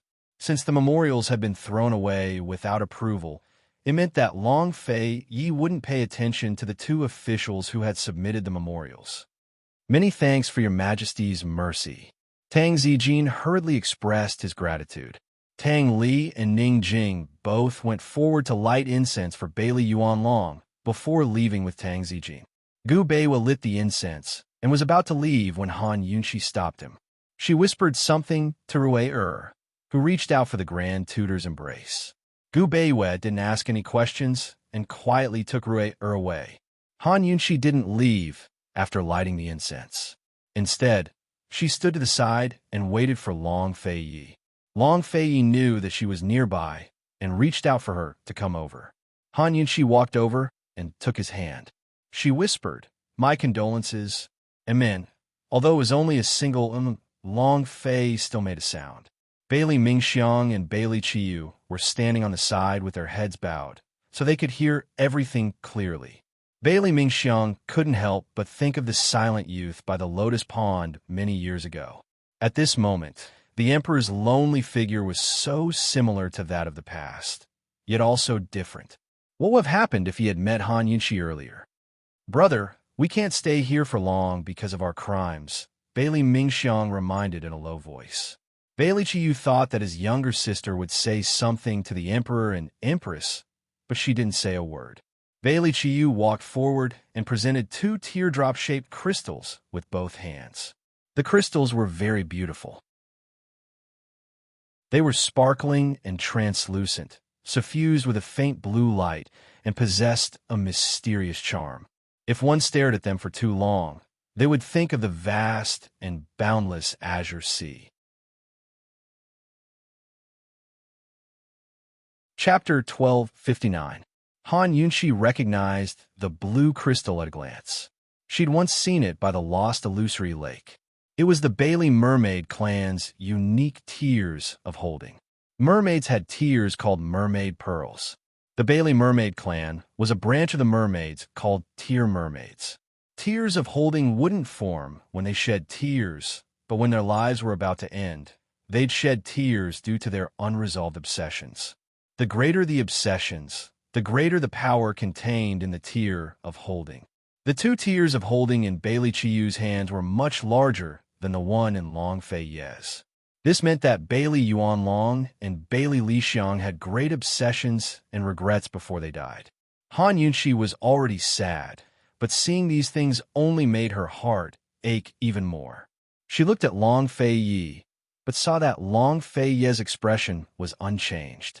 Perhaps this man wasn't as weak as she imagined. Otherwise, he wouldn't have stayed in the palace for the past few days without setting foot in the Bailey estate. "Your Majesty, these were left behind by my father and eldest sister. Please accept them, no matter when or where, as long as your Majesty commands. The Bailey mermaid clan will be at your beck and call," Bailey Qiyu said seriously. Han Yunxi thought that Long Fei Yi would accept the 2 tears of holding immediately, but he didn't move. Soon enough, Bailey Mingxiang came over and personally took one, handing it to Han Yunxi. "Esteemed Empress, please accept it. The Bailey mermaid clan will always be loyal to the Great Qin imperial family. As long as the imperial family commands, the Bailey mermaid clan will be at your beck and call." Long Fei Yi didn't say a word, but took the other tear of holding from Bailey Chiyu's hand. Han Yunxi smiled helplessly and accepted the tear of holding from Bailey Mingxiang. She was certain that she'd underestimated Long Fei Yi. Despite his grief, he still maintained the calm and rationality of an emperor, the head of the imperial family. This man was no longer the youth who'd stayed silent for a year because of his mother's suicide. The current him was able to withstand the wind and rain as well as the pain. It wasn't being heartless, but being strong. Only by being strong would one become a true expert. The Bailey clan's betrayal was caused by their dissatisfaction with Western Qin. Long Fei Ye's actions were clearly to make the Bailey clan accept her, accept the Western Qin royal family, and pledge their loyalty to the Great Qin royal family that she and he had built together. Bailey Qiyu finally understood the emperor's heart. He was filled with regret. Perhaps he and his father shouldn't have listened to his eldest sister and let her return from Northern Li. Instead, they should have listened to this little sister who had never interfered with politics or military affairs, but had followed the emperor and empress for many years. Unfortunately, there was no such thing as pity now. Long Fei Yi didn't stay long. After leaving Bailey Qiyu with a message, he brought Han Yunxi down the mountain. His words caused great waves in Bailey Qiyu and Bailey Mingxiang's hearts. Long Fei Yi said, "Bailey Qiyu, if you can take over Fishery Island within 10 years, I'll forgive you all of your crimes today." Fishery Island was the mysterious island beyond Cloud Realm Continent. For thousands of years, no one had dared to violate its rules, but no one knew who'd set the rules or the consequences of violating them. Han Yunxi was naturally curious about the island, but she never expected Long Fei Yi to have his eyes on it as well. Long Fei Yi had made the wisest choice by leaving Fishery Island to the Bailey clan. For one thing, the Bailey clan was familiar with the water. For another, they were already commoners, so Great Qin didn't need to take responsibility for their actions. For another, there were plenty of things for Long Fei Yi to deal with in Cloud Realm Continent. Long Fei Yi wouldn't have time to deal with the island for the next 10 years. Handing this matter over to the 100-Mile Mermaid clan was the most suitable choice. The day after Han Yunxi and Long Fei Ye's departure, Tang Li and Ning Jing came to say their goodbyes. They were going to pick up Lady Tang before returning to the Tang clan. Long Fei Yi didn't keep them long. After all, there was a time limit to the weapons, so it wasn't good to delay any longer. Before she left, little Tang Tang ran over again and ran in front of Han Yunxi, pointing at Ru'er in her arms. "Little brother Crown Prince, come down." Ru'er was clearly unhappy, but he still came down. He didn't say a word, but stared at little Tang Tang. "Little brother Crown Prince, big sister's leaving," little Tang Tang said seriously. Little Tang Tang's mature appearance as a little adult made everyone secretly laugh. Ru'er glanced at her and said coldly, "I won't see you out." Now everyone couldn't help but burst out laughing. Ru'er's voice was even more tender than little Tang Tang's, but also more mature. He was practically a replica of Long Fei Yi. "Big sister, I have something for you," little Tang Tang said seriously. Ru'er wanted to refuse, but seeing how serious little Tang Tang was, he was especially afraid that she would cry. He didn't say anything. Little Tang Tang then took out a small hidden weapon from her pocket and handed it over. Little Ru'er took a liking to things like hidden weapons. "Wait," he said as he accepted them. He stuck out his little butt and ran over to the Grand Tutor. Everyone didn't know what he was going to do, but Gu Beiyue seemed to know. Gu Beiyue looked at him motionlessly and smiled. Ru'er tiptoed and tugged at Gu Beiyue's sleeve. Soon, the little thing that was sleeping upside down in Gu Beiyue's wide sleeve fell down with a plop. The little thing looked up and saw the little master's face that was incomparably similar to Long Dada's approaching. It was immediately frightened and was about to run when Ru'er shouted, "Don't move." The little thing was very obedient and didn't run. Thus, Ru'er grabbed the little thing's tail and dragged it in front of little Tang Tang. Little Tang Tang had long been attracted to this white fur ball. She squatted down and looked carefully, only to see that the ball was a little squirrel. Little Tang often saw squirrels in the mountains of the Tang sect, but she had never seen such a small white squirrel. She carefully stroked the little thing as if she liked it very much. "Little Tang, little mouse, for you," Ru'er said seriously. Little Tang Tang was happy and hugged the little thing. The little thing's suspended heart finally settled down. It didn't know that it had been sent out. It thought that being in the hands of this cute and beautiful little girl was better than being in the hands of the little master. Little Tang Tang held the little thing as if it was a treasure and asked seriously, "Can you be faster than my hidden weapon?" Ever since she was able to use hidden weapons, her grandfather had specially trained a group of agile squirrels on the mountain for her. He let her use hidden weapons to hit them so that she could practice her hidden weapon techniques. Of course, the hidden weapons she used wouldn't hurt the squirrels' lives. Ru'er shook his head. "You try." Little Tang Tang was overjoyed. She carried the little thing and put it far away before running back. The little thing looked at little Tang Tang suspiciously, not understanding what she was going to do. However, when little Tang Tang turned around and suddenly threw a paper dart, the little thing was stunned. It forgot to run away and was hit in the face by the paper dart. Although it wasn't hurt, it hurt like hell. If it were other children, the little thing would probably turn into a giant wolf and roar at them. Unfortunately, it was facing two children, so it could only endure. It comforted itself that it was an old man over 100 years old and couldn't be too calculated with children. Little Tang Tang looked disgusted. Stupid, no. It was the first time Ru'er gave a girl a gift, and he was actually disgusted. Ru'er didn't argue. He looked at the little thing and said coldly, "Stupid mouse." Fortunately, the little thing didn't understand, or it would be so angry that it would vomit blood. The adults around laughed. Even Long Fei Yi couldn't help but laugh because of his son. If the little thing turned into a giant wolf in front of these two children one day, how would they react? Played with the hidden weapon in his hand and aimed it at the little thing. At this time, the little thing was on guard. As soon as threw the hidden weapon, the little thing didn't dodge. Instead, it rushed towards the hidden weapon. However, just as the hidden weapon was about to hit it, it instantly dodged. No one could match this speed except for Long Fei Yi and Gu Beiwei. Little and little Tang gaped at the sight. It was a while before they both looked towards Gu Beiwei, as if to ask if the little thing's speed was taught by Gu Beiwei. Gu Beiwei didn't know whether to laugh or cry and shook his head innocently. I want it. Little Tang instantly changed her mind. However, just as little Tang pounced on the little thing's figure flashed and turned into a giant snow wolf in an instant. It was much taller than a tiger. Its fur was as white as snow, but there was a diamond-shaped red spot on its forehead. His eyes were red, like red amber, beautiful and noble. It stood in the distance, tall and mighty, with a solemn and cold expression. It was like the leader of a pack of wolves, but more like the king of all beasts. Little and little Tang, who had never seen Lil Thing transform, were dumbfounded.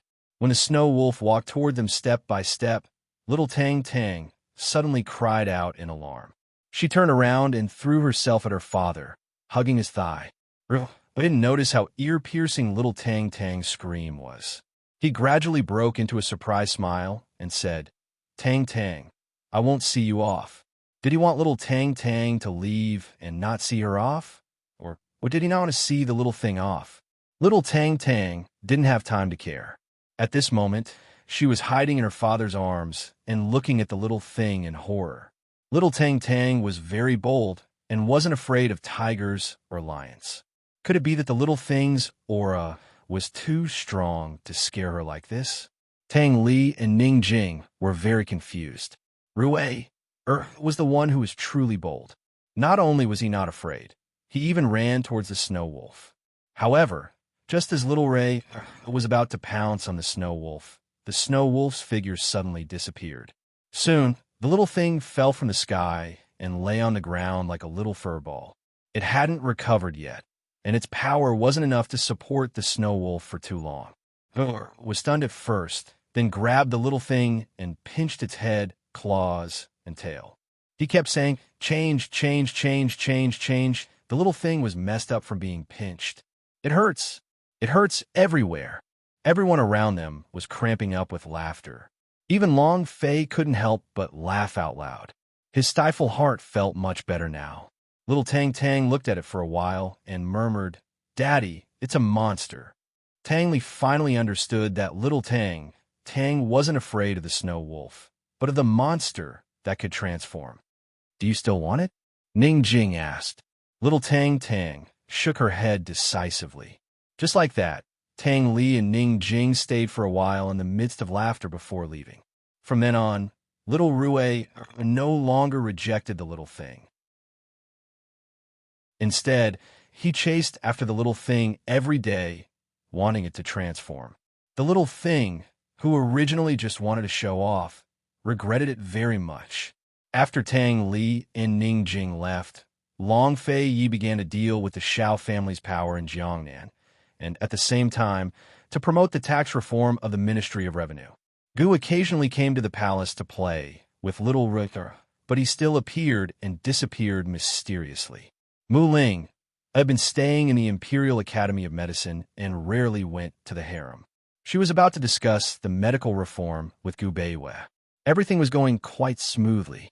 Just when the first batch of spring tea was ready to be harvested, there was an unexpected news from Northern Li. Chapter 1260.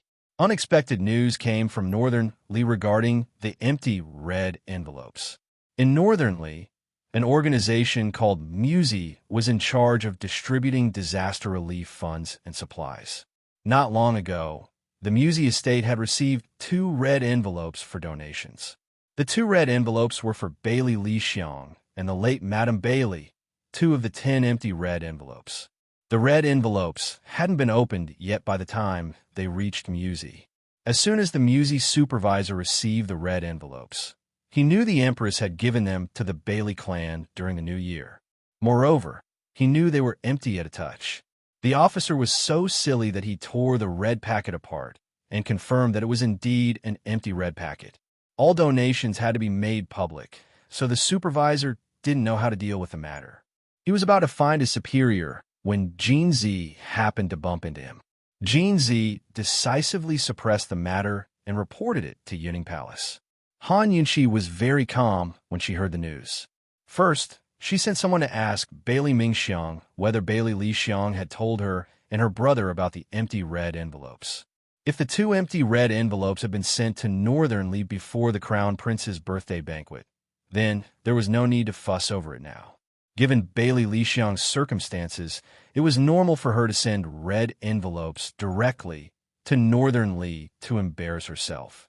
But when Su Donglin delivered Bailey Mingxiang's reply, Han Yunqi was furious. Bailey Mingxiang didn't know about the red envelopes, but Bailey Qiyu said he'd heard that Bailey Li Xiang had given them to Old Man Zhou before the Crown Prince's birthday banquet. Jiangnan's Murong clan's Old Man Zhou's men, Han Yunqi muttered. Jiangnan's Murong clan was a large clan second only to the Shao clan. After the Shao clan's assets were confiscated, the Murong clan became the most powerful clan in Jiangnan. The Murong clan wasn't as wealthy as the Shao clan, but they held great power in Jiangnan. In the past 100 years, the Murong family had produced 3 rank 1 officials.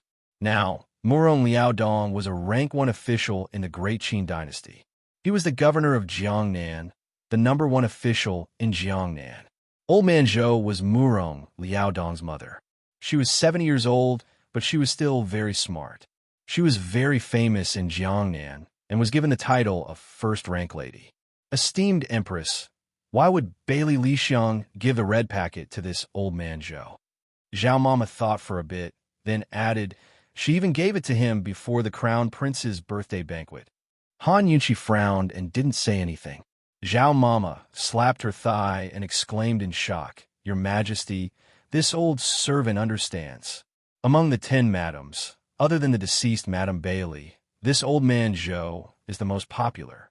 It turns out that those people want to use Old Man Zhou to make things difficult for you. Perhaps they had already planned something during the Crown Prince's first birthday banquet.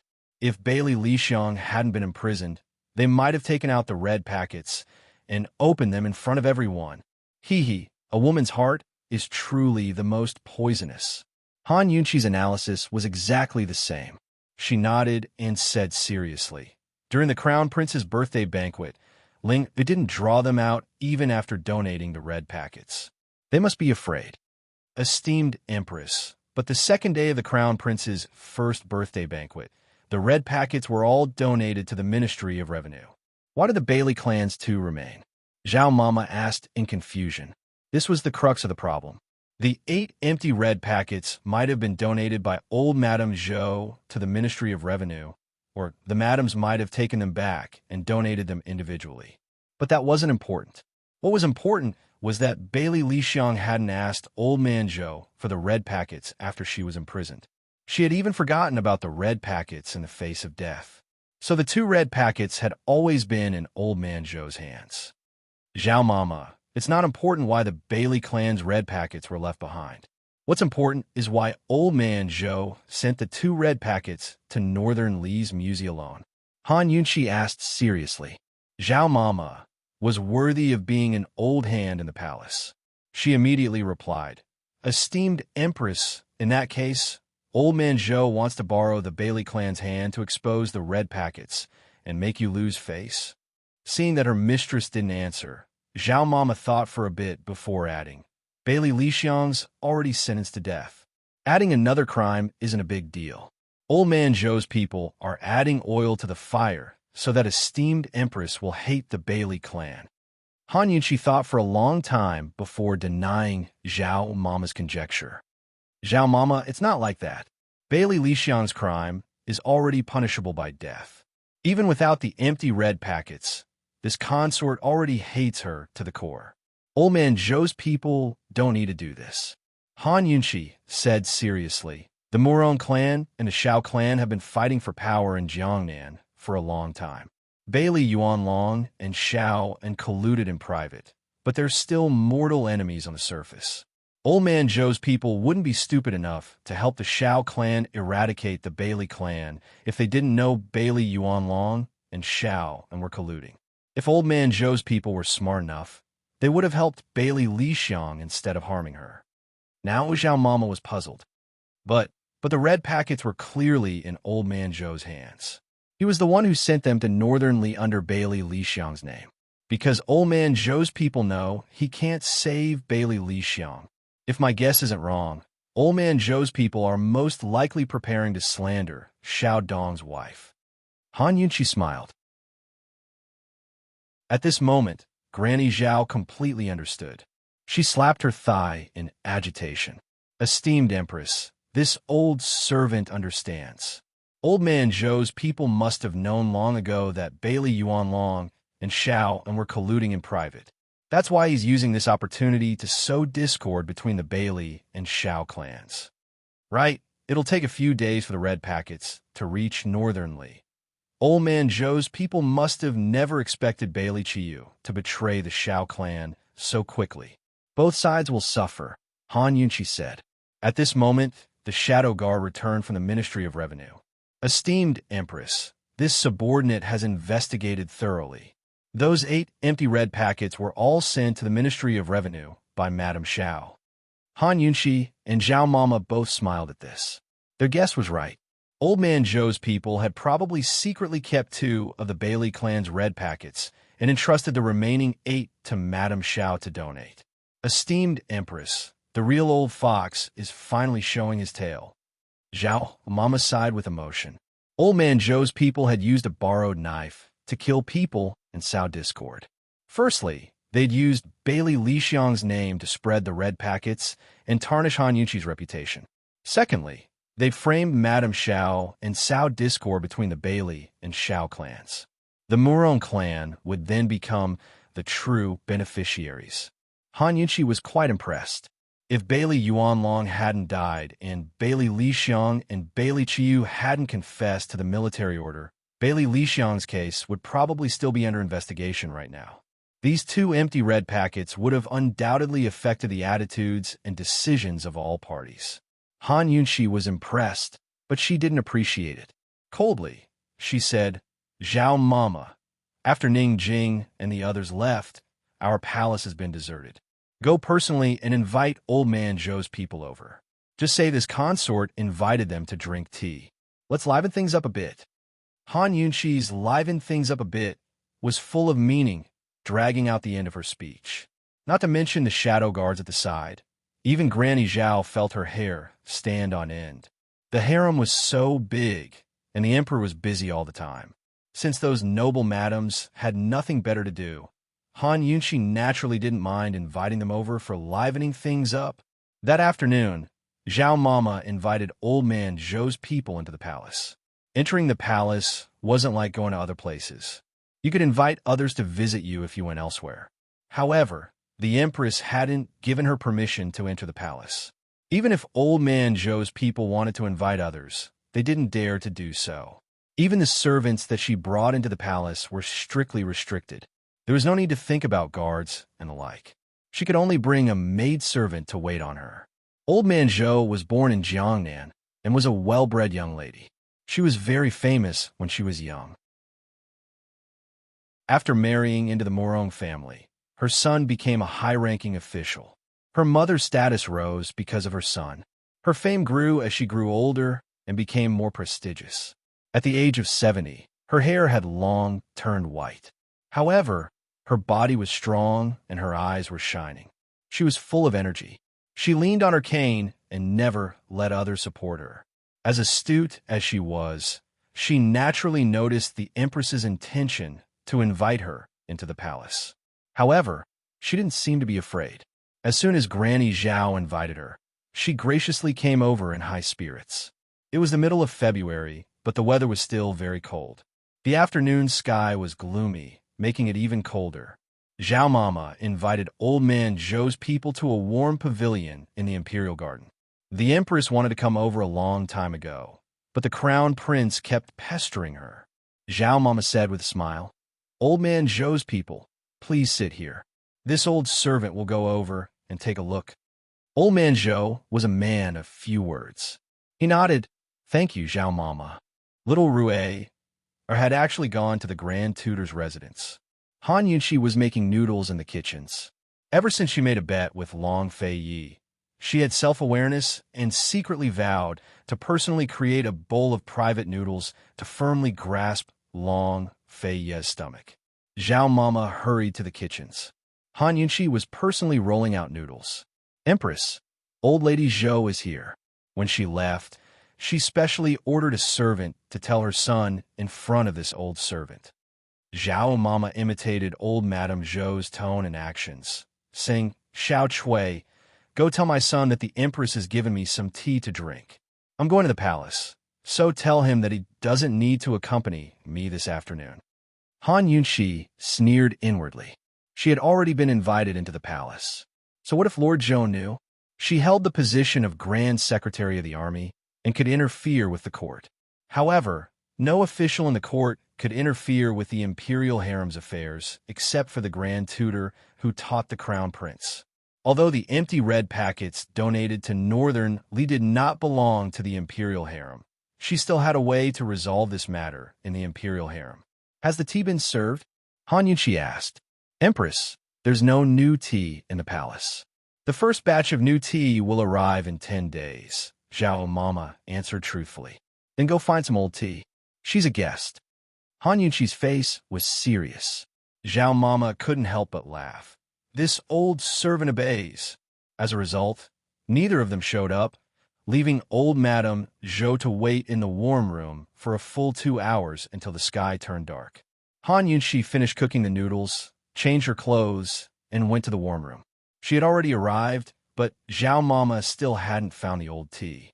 Old Lady Zhou had already asked the palace maid for 2 cups of water. Chapter 1261. Old Man Zhou had been waiting in the warm room for a full 4 hours. His buttocks were aching from sitting, and his heart was getting restless. However, Old Man Zhou's heart still sank when he saw Her Majesty the Empress enter. She hurriedly got up and respectfully knelt down with her cane. "Good luck to Her Majesty the Empress." "Zhao Mama," Han Yunxi shouted loudly. "Zhao Mama, hurry and help Old Man Zhou up." There were many palace maids in the room, but Zhao Mama was nowhere to be seen. The room was silent, and no one responded. The warm room was only so big and could be seen with a single glance. How could Han Yunxi not see that Zhao Mama wasn't here? She was doing it on purpose. She raised a hand and placed it on a palace maid's hand. She slowly walked in and walked past the kneeling Old Man Zhou. The Empress's posture was very imposing. Actually, she didn't like to put on the airs of an empress. However, for some people, if she didn't put on airs, they would think that she wasn't suited to be empress. It wasn't until she sat down in the main seat that Han Yunxi asked with a surprised expression, "Where's Zhao Mama?" Replying to Her Majesty the Empress, Zhao Mama went to find tea. The palace maid replied. Han Yunxi flew into a rage. "What? She still hasn't found it." The palace maid lowered her head, not daring to answer. "That old wicked servant. She usually slacks off and does evil." This consort didn't bother to bicker with her because of her old age, but she's becoming more and more excessive. If this consort doesn't teach her a lesson today, how can this consort continue to be the head of the 6 palaces? In the future, when the Empress takes on concubines, how can this consort control her? Han Yunxi said angrily. These words were clearly meant for Old Man Zhou to hear. They were scolding her indirectly, warning her, and mocking her. Zhao Mama and Mu Linger were hiding at the door. Zhao Mama understood as soon as she heard this and almost laughed out loud. Mu Linger, on the other hand, was completely baffled. She had just come over to talk to her sister about some matters regarding Medicine City, but Zhao Mama had stopped her. Mu Linger could tell that her sister was implying something, but she didn't understand what was going on. She whispered, "What's going on? Why are you smiling so happily?" Zhao Mama chuckled mischievously. With one hand on her waist and the other pointing at Old Man Zhou, she imitated the Empress's tone and said, "Old Lady Zhou, you old shrew. Don't think that Bin Gong doesn't know about the vicious things you've done. Seeing that you're already so old, Bin Gong won't argue with you. You're actually getting more and more outrageous, daring to scheme against me and send 2 empty red packets from the Bailey clan to Musey of Northernly.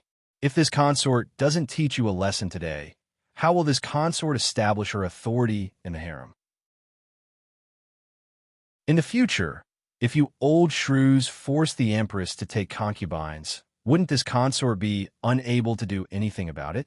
After Zhao Mama finished speaking, she couldn't stop herself from snickering. Mu Ling'er was shocked, sent to Musey of Northernly. "Isn't that so?"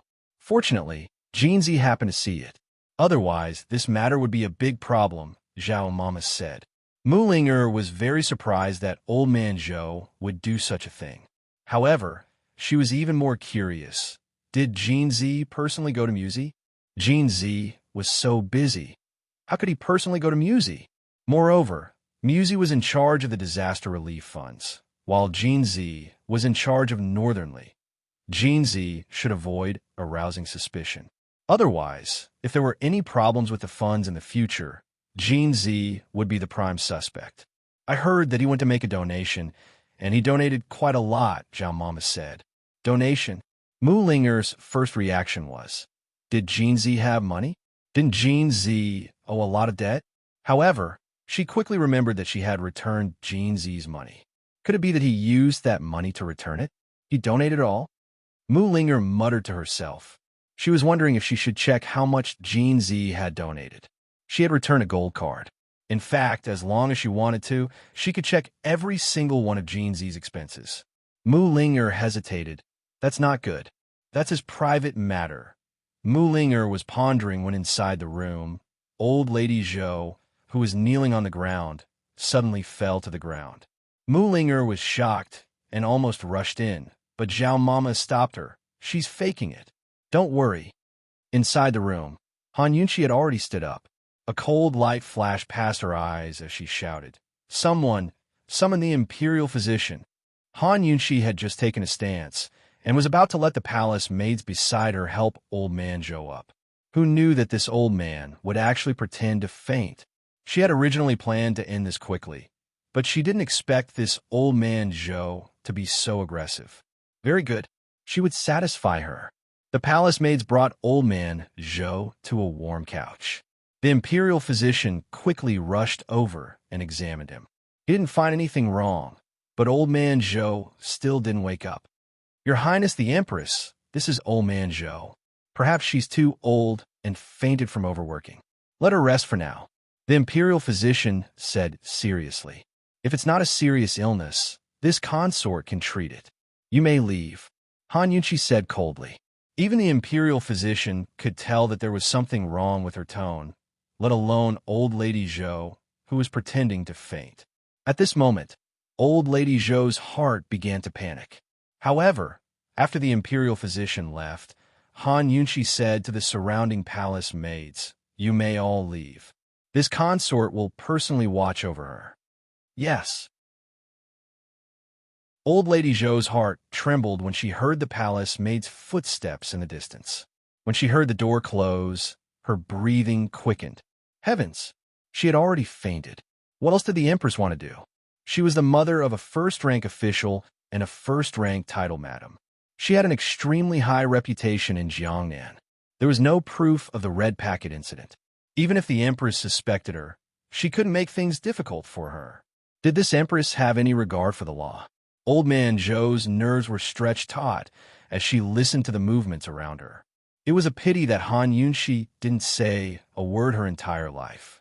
The quieter the surroundings were, the more flustered Old Lady Zhou became. She didn't know what the Empress wanted to do. Han Yunqi silently took out a golden needle and suddenly pierced it into Old Man Zhou's acupuncture point on his face. This time, Old Man Zhou's entire body tensed up. Han Yunqi thought that she would wake up but who knew that old man Zhou was actually still holding on. Han Yunqi suddenly inserted another needle. This time, the needle pierced old man Zhou's hand. It was extremely painful. Old lady Zhou was clearly trembling, but she still insisted on closing her eyes and not waking up. She knew that if she woke up with the Empress's attitude, it wouldn't be easy for her to leave the palace. If she didn't wake up, the Empress might get tired of tormenting her and order someone to send her out. However, old man Zhou waited for a long time, but the third needle didn't come.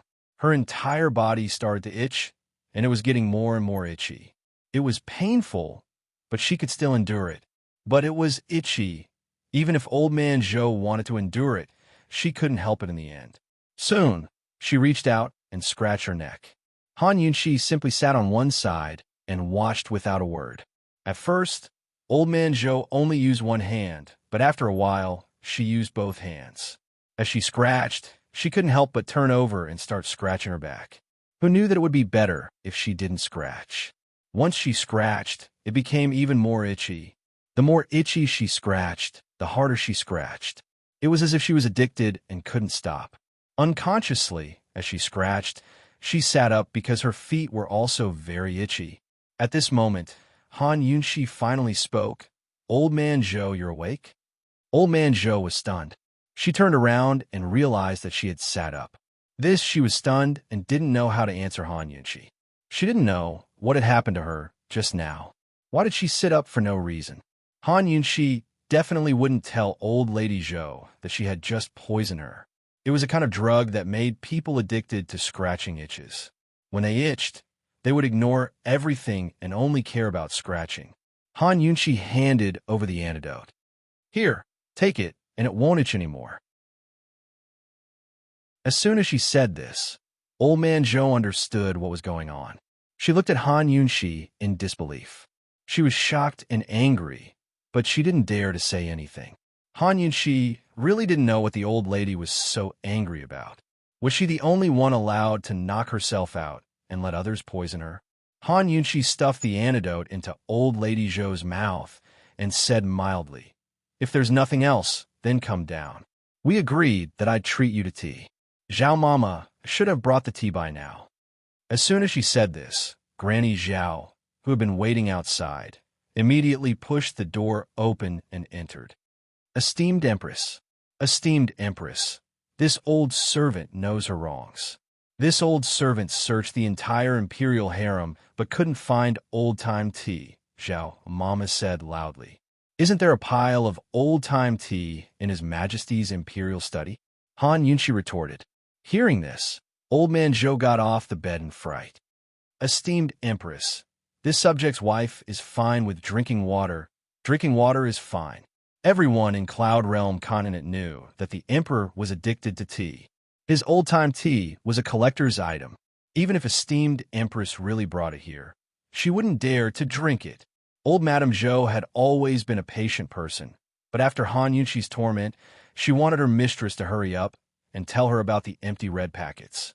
Then she'd just deny it no matter what. Why would Han Yunqi mention the red packets?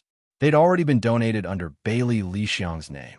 This was official business, not the Imperial Harem's business. Han Yunqi had found Old Man Zhou to talk about the Imperial Harem. "Old Man Zhou, sit down. You just woke up, so don't get too worked up. If you faint again, I don't know how to wake you up," Han Yunqi said seriously. Old Man Zhou quickly sat down on one side. "Zhao Mama, it's getting late, isn't it?" Han Yunqi asked. "It's already dark, so it's late," Zhao Mama replied honestly. "You won't drink the tea, but you should at least eat before you leave, right?" Han Yunqi smiled. "Go, have Xiaohi bring the noodles I made over for Old Man Zhou to try." Xiaohi? When old Madame Zhou heard this name, her originally unpleasant complexion suddenly paled. Xiaohi? Wasn't that the palace maid she'd spent so much effort to hide in the palace? Esteemed Empress actually had Xiaohi bring her noodles? Could it be? Old Man Zhou didn't dare to think further. She taught Xiaohi all by herself, and she'd only been in the palace for a few months. She didn't believe that Xiaohi had been exposed. She clenched her fists to calm herself down. As they waited, the room fell silent again. Han Yunqi glanced at the nervous old Madame Zhou and smiled. Zhao Mama, Xiaohe was the one who packed the red packets for the new year, right? That's right, Zhao Mama replied. At this moment, old man Zhou's heart almost stopped beating. She finally knew why esteemed Empress had summoned her to the palace. Chapter 1262. The entire warm room was so quiet that it was scary. Old man Zhou's heart was beating wildly. At this moment, the wait was so long. Old man Zhou was nervous about Xiaohe, but he didn't know that the bowl of noodles she was about to face was actually much more terrifying than the palace made Xiaohe. A lot more. Zhao Mama didn't see how the Empress cooked the bowl of noodles, but when Xiaohe brought the broth over, Zhao Mama couldn't help but hold her forehead. She secretly glanced at the Empress and silently thought that it would take forever for the Emperor to eat the noodles personally cooked by the Empress. The Empress had been learning for several days, but she still hadn't learned how to roll the noodles. This time, she didn't boil the noodles into dough balls, but directly rolled the noodles into dough balls. In short, there was still a bowl of dough balls in the bowl. To describe it in more vivid terms, it was a bowl of clear soup with a few lumps of dough and a piece of boiled green vegetable. Xiaohe was very nervous, and old man Zhou was also very nervous. The two people's attention wasn't on the broth. Xiaohe was so nervous that she didn't dare to look at old man Zhou. Old man Zhou gripped the armrest with one hand, almost crushing it. When Xiaohe brought the broth in front of old man Zhou was so nervous that he didn't notice the strangeness of the bowl of noodles. Zhou, old man Zhou, please eat. Xiaohe's teeth were chattering. Her appearance made old man Zhou unable to deceive himself anymore. Old man Zhou was sure that the Empress must have found out that he was one of her people and had evidence. Otherwise, the Empress wouldn't have let Xiaohe out so easily. How much evidence did the Empress have? Did she still have room to explain, room to escape punishment? Old man Zhou held his last breath and didn't take the initiative to reveal anything. Only by knowing yourself and your enemy could you win 100 battles. She still couldn't figure out the Empress's background, so she could only advance step by step. She stood up and knelt down to thank the Empress. This subject's wife thanks the Empress for her reward. I already said that you don't have to be so courteous. Granny Zhao quickly helped old man Zhou up. Han Yunqi's attitude was polite, and her smile was harmless, as if the person who had just poisoned him was not her. After Granny Zhao helped him up, she pulled old man Zhou to sit down and personally handed him a pair of chopsticks. Old man Zhou, this was made by the Empress herself. You must eat well. At this time, old man Zhou looked at the bowl of noodles seriously. She was stunned. What is this? It looked like a lump of dough, but it didn't. In a large bowl of clear soup, there were only 4 or 5 fist-sized lumps of dough. Old man Zhou, who had always thought that Han Yunqi would not poison her, suddenly suspected that this bowl of noodles was poison. However, she had no choice but to eat. If she ate it and something happened, Han Yunqi would have to give an explanation to her son, Jiangnan's Murong family, and the Zhou family. If she didn't eat it, then she would be looking down on the Empress's authority and trampling on the Empress's reward. The crime could be small or big. In palace fights, ruthless moves were never used. They were afraid that their status was inferior, and they would be suppressed by etiquette. Han Yunqi's status as the Empress meant that she was destined to fight openly.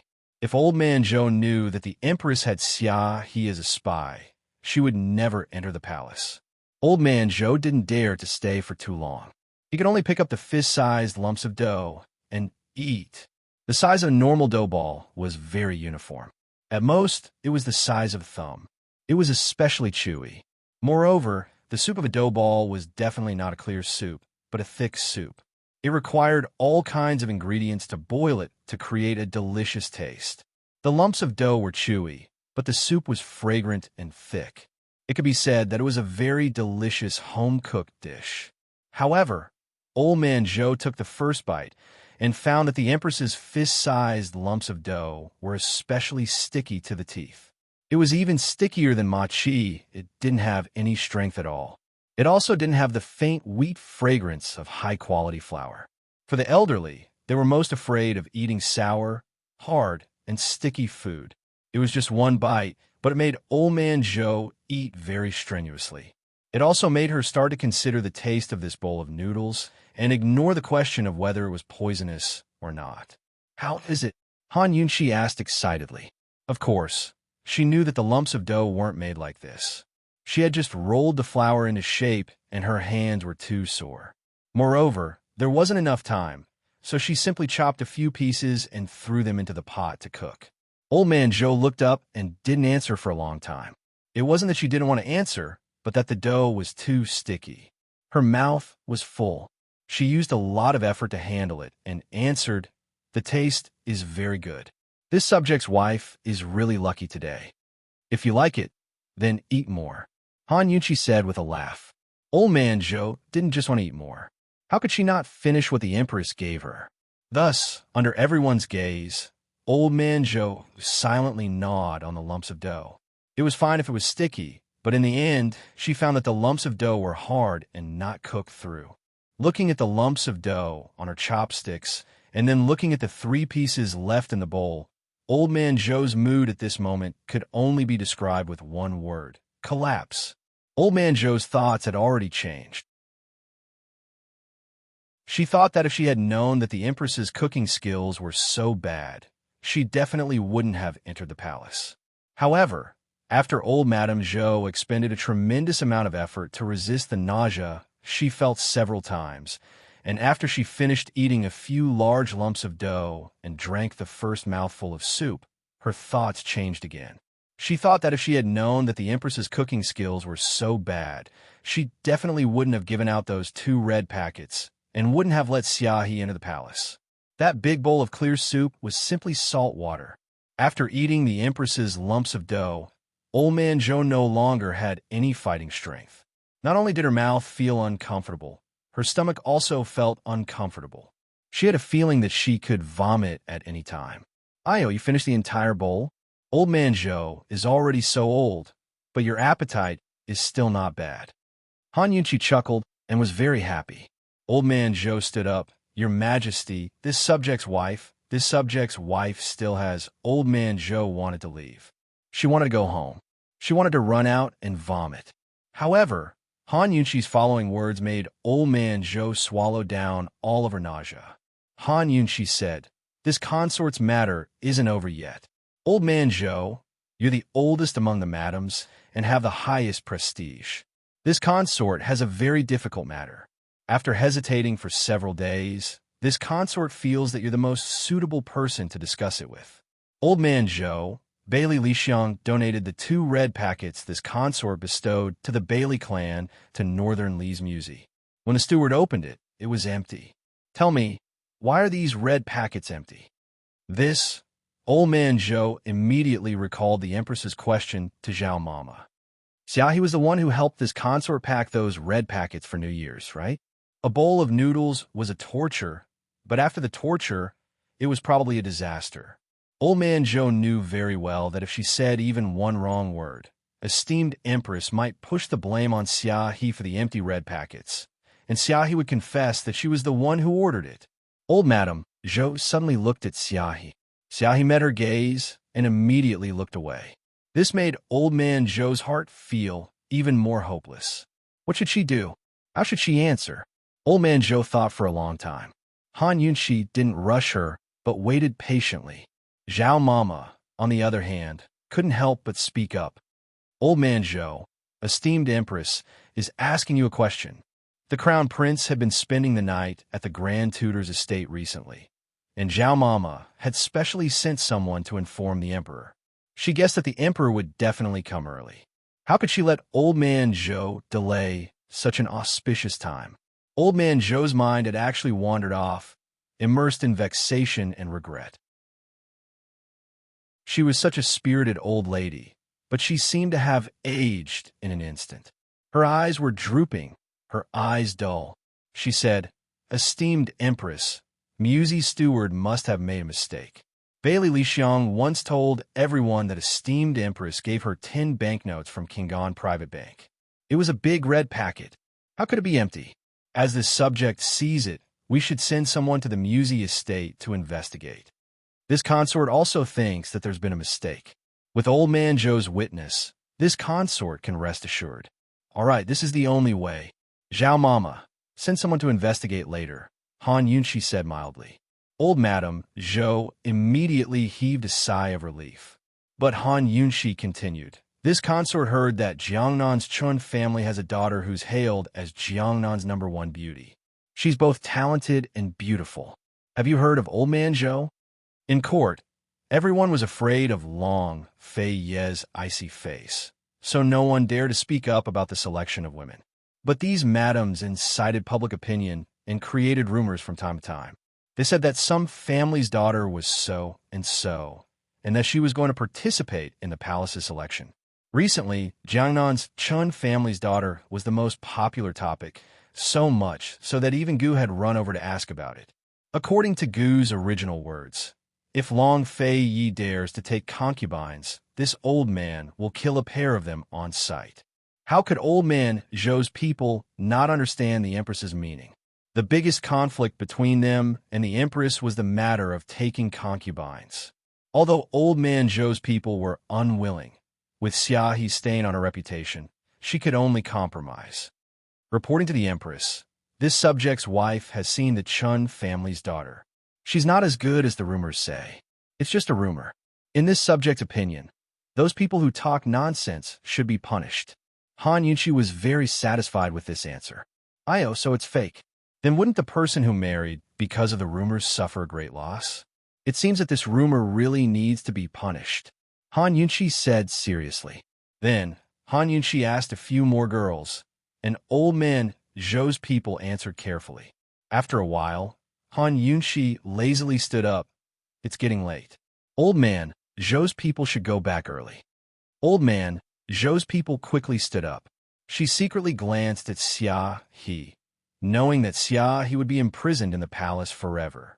The Empress let her off the matter of the empty red packets. However, she didn't dare to stir up trouble again, and didn't dare to participate in the affairs of those madams. Han Yunxi's move to deal with Old Man Zhou's people was called catching the ringleader to catch the bandits. One had to know that Old Man Zhou's people were the wind vane of Jiangnan's noble madams.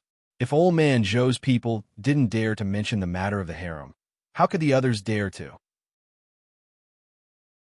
Old Man Zhou's people knew their place, so how could the others dare to stir up trouble?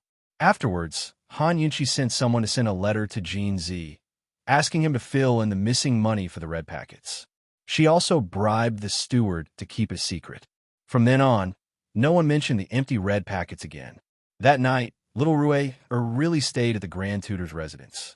It was rare for Long Fei Yi to come back early, and he pestered Han Yunxi to take a bath together. Han Yunxi told him about Old Man Zhou's people. He hugged her and listened quietly. In the end, he said, "Empress, you've closed the door to my 3,000 harem. You have to pay for the 3,000 affairs alone." Han Yunxi was frightened. She was about to run away when Long Fei immediately came over, domineering.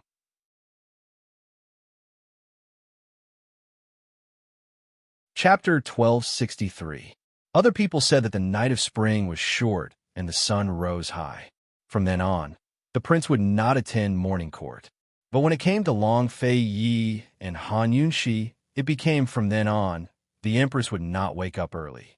The next day, when Han Yunxi woke up, it was already close to noon. Long Fei Yi had just finished attending court and was handling some matters in the imperial study. At this time, he was sitting alone and drinking tea, waiting for Han Yunxi to wake up. It was rare that he had free time today, so he planned to take Han Yunxi out of the palace for a walk and admire the flowers. Han Yunxi finished tidying up and dressing up. As soon as she went out, she saw Long Fei Yi sitting at the stone table in her courtyard, elegantly and leisurely sipping tea. Today he was wearing a loose brocade, white casual robe with a jade belt around his waist. His ink-black hair was not tied up like usual, but was casually pulled up with a purple jade hairpin. Even though he was dressed simply, he still had a noble air about him. Even the way he raised his cup was so elegant and noble that people couldn't help but want to take a few more looks. Han Yunshi didn't take a few more looks. She just kept looking and looking. Time seemed to have returned to the Duke of Qin's estate many years ago. When he was leisurely in the estate, he was dressed simply and elegantly. There were several times when she went for a walk in the garden and accidentally bumped into him strolling slowly along the veranda. She would always stare foolishly. At this time, she was also foolishly staring at him. Last night in the hibiscus tent, he was gentle and domineering. He was like a wolf and a tiger. It was all still vivid in her mind. Her body was also marked by him. However, looking at the white-clothed and elegant Long Fei Yi in front of her, Han Yunshi really couldn't connect him with the wolf from last night. When Han Yunshi opened the door and came out, Long Fei Yi knew. He leisurely drank the tea in his cup, his gaze still fixed in front of him. However, he said indifferently, "Empress, have you seen enough?" "Not enough." Han Yunshi's courage had already grown. She walked in front of him and sat down. She propped her chin up with both hands and stared at him closely. It was said that admiring handsome men could prolong one's life. The most handsome man in the world was right beside her, so she decided to seriously admire him every day. Looking at Han Yunshi's deliberately infatuated expression, Long Fei Yi couldn't help laughing. His big hand rubbed her bangs and covered her eyes. "All right, let's go eat. Later, I'll go to the Grand Tutor's residence to pick up Ruiker. Let's go to the outskirts for a stroll."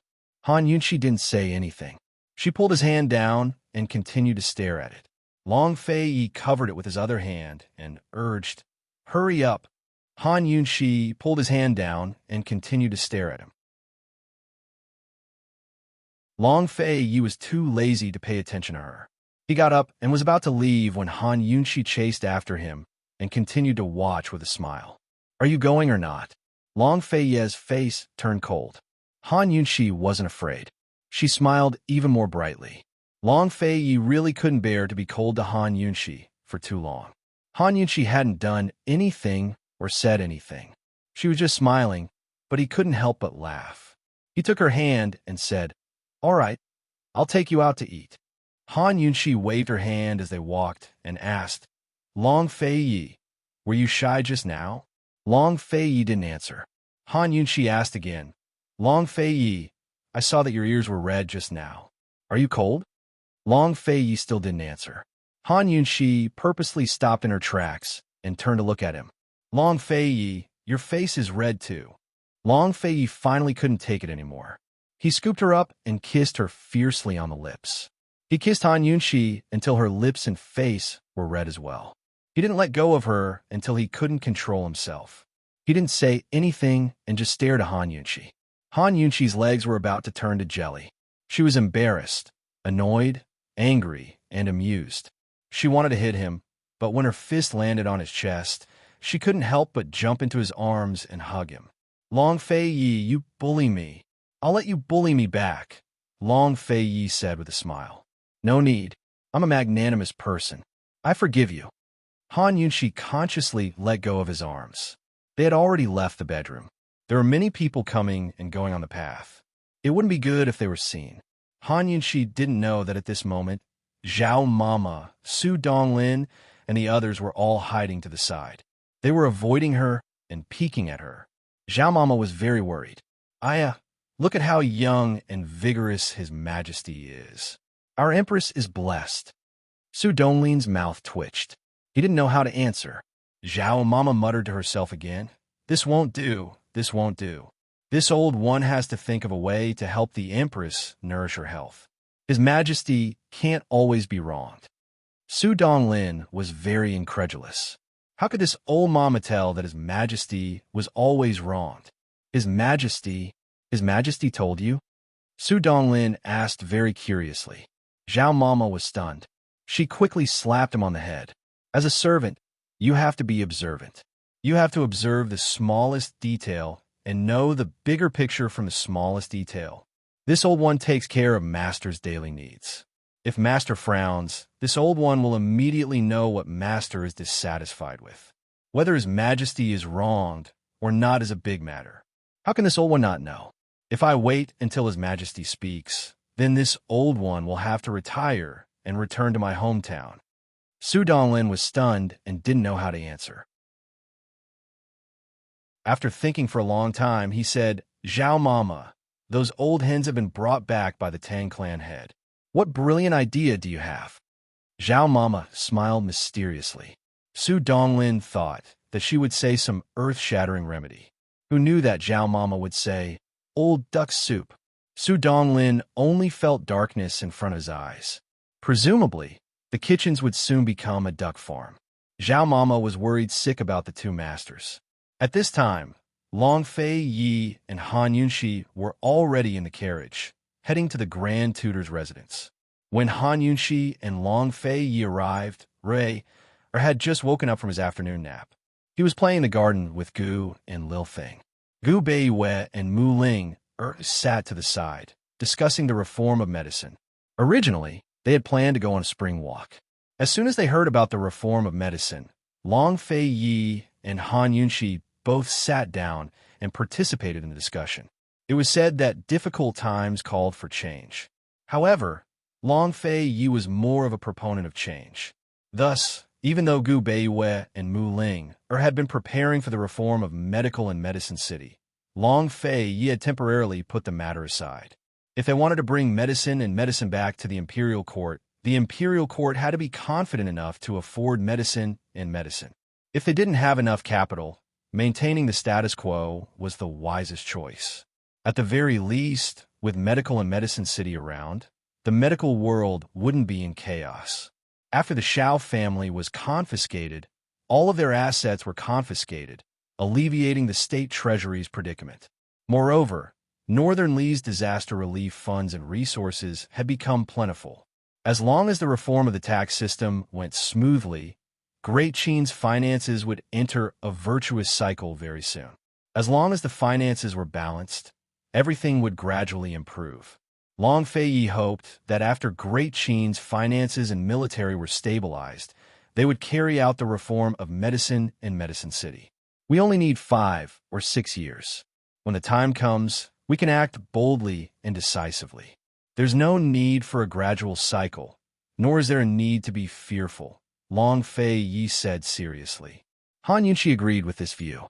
She had many ideas about the reform of medicine, but before food and shelter were completely taken care of, it was pointless to talk about it. Didn't Ling establish the Medicine Overseer Alliance? In my opinion, Beiwei can establish the Medicine Overseer Alliance. Whether it's the Medicine Overseer or the Medicine Overseer, they'll all be under the court's jurisdiction. That way, before Han Yunxi could finish, Gu Beiwei nodded. That's an excellent idea.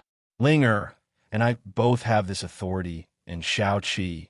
Everyone looked back and saw Gu Qishao flipping around on the grass with her.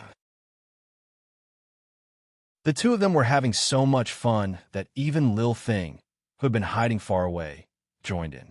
It curled up into a ball and chased after Rur as it rolled back and forth. Gu Beiwei's courtyard wasn't very big, but it was full of spring. The grass was full of wildflowers of various colors, and the surrounding trees were blooming as well. Some of the flowers were even sticking out of the walls, letting out the spring scenery. They didn't have to go for a walk in the countryside. Just sitting in Gu Beiwei's courtyard and watching Rue sprinkle salt like a wild child was a blissful thing. The joyous and worry-free scene on the grass made Han Yunxi and the rest of the 4 adults happy as well. They all forgot what they were discussing at the same time. Mu Ling suddenly stood up as if she wanted to run over and play with them, but she was hesitant. Han Yunxi glanced at her and was hesitating whether to push her, but Mu Ling ran over first and soon joined in with them. After Mu Linger and Gu Qishao's bet that night, no one knew whether Gu Qishao had kept his end of the bargain. However, seeing that Gu didn't hide from Mu Ling like before, and that Mu Ling could even play with him, everyone felt that there was something going on between the two of them and didn't ask much. The truth would only be known by Gu and Ling. Many times, they persisted and begged to be together, but they couldn't. But if they didn't persist, they could be together every day. What was this called? On sleepless nights, Mu Ling would often think that this was called fate, but not fate. So, even if they couldn't be together, it wasn't to the extent that they couldn't see each other. Is Qin Min feeling better now? It's not cold anymore, Why don't you bring her back? Han Yunqi asked. She's been living in the south for too long and doesn't want to come back. This subordinate wants to find time to go down south and accompany her to admire the flowers and never come back. Gu Beiyue's smile was full of doting. Even someone as astute as Han Yunqi was fooled. As for Long Fei Yi, he didn't care so much. His attention was all on Rua. He was thinking that the first batch of spring tea was about to arrive, so Han Chen should be here too, right? Han Yunqi couldn't bear to see Gu Beiyue's longing expression. Long Fei Yi, give Grand Tutor another holiday and bring Qin Min back. She can accompany me too. Long Fei Yi answered casually. I've never restricted him. Gu Beiyue smiled helplessly, rather troubled. Esteemed Empress, Min is pregnant. This subordinate doesn't want her to tire herself out on the journey. At this moment, Mu Ling is suddenly interjected from a side. Grand Tutor Gu, esteemed Empress was still running around when she was pregnant with the Crown Prince. Pregnant women and children aren't that delicate. You're a doctor yourself, yet you're afraid? Han Yunqi was amused. Qin Min's a doctor too. North Moon, don't tell me she's annoyed by you because you don't let her do this or that every day, so she's hiding away in Jiangnan to play by herself? Gu Beiyue was speechless. All he could do was shake his head. Gu Beiyue did not go to Jiangnan in the end. Before long, the first batch of spring tea from Jiangnan arrived. It was the extremely precious Bilyuakan. However, Han Chen still did not come. Half a month later, Long Fei Yi received Han Chen's invitation, inviting him to the Heavenly Fragrance Tea Shop to drink South Mountain Red.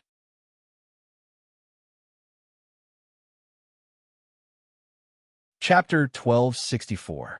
Han Chen invited Long Fei Yi to Heavenly Fragrance Tea House to drink Red Nanshan. Long Fei Yi didn't know whether to laugh or cry when he received the invitation. He asked Han Yunqi, your father doesn't seem to know much about black tea. What do you mean? Han Yunqi didn't understand. She liked tea, but she wasn't as crazy about it as Long Fei Yi. Although she had been with Long Fei Yi for a long time and knew more about tea, her mouth was getting more and more picky. However, she still couldn't handle being crazy about tea. Before Long Fei Yi could explain, Gu, who was sitting at the side, laughed. Poison girl, your father better not ruin my Red Nanshan. Han Yunqi was even more confused. It was rare for Long Fei Yi to agree with Gu's words. He nodded. It seems like it will be ruined. In fact, Gu was not only a pill fiend, but also a tea fiend. Han Yunqi thought to herself that this guy and Long Fei Yi should have gotten along very well. Poison girl, the best spring tea is green tea, and the best black tea is summer tea. Gu began to explain. Tea was divided into spring, summer, autumn, and winter. Among them, spring tea, summer tea, and autumn tea were the most common. Winter tea was also known as winter tea. When the tea tree entered winter, it would be dormant. Only in some places with warm winters would there be tea trees that harvested all 4 seasons and winter tea leaves. After the tea tree passed winter, the first bud that sprouted was spring tea. Spring tea could be said to be the best of the 4 seasons. The tea leaves were plump and soft. Spring tea was divided into pre-Ming tea, pre-Yu tea, and pre-summer tea. They were divided by the 3 solar terms of Qingming, Guyu, and Lixia. The most precious was pre-Ming tea, so there was a saying that pre-Ming tea is as precious as gold. However, not all teas were good before Qingming. For green tea, freshness was important. For example, Bilyuakun, Longjing, Maofeng, and alike had to be drunk in spring tea, especially pre-Ming tea. However, the best black tea should be the black tea before and after Lixia. This was because black tea didn't care about freshness. It was fully fermented. The weather before Qingming and before rain was cold, and the air was humid. It wasn't conducive to the fermentation of the tea leaves, which would have a certain impact on the taste. Of course, most people wouldn't be able to tell the difference, but Long Fei Yi was definitely able to taste it. In the summer, the weather was hot to drinks to eat, but the teas to Lixia. In the summer, the teas to taste, the teas. Lixia's teas to drinks to eat to drinks teas, to phase to drinks to tea. To be Ming to eat twos to taste taste taste taste. STs and to taste to T to B to S twos to know. To after Ming Ming. S Ming have tests like TSST. The tea that Long Fei you wanted to invite Han Shen to drink was green tea. The top Ming dynasties Biluakun and Long Jing.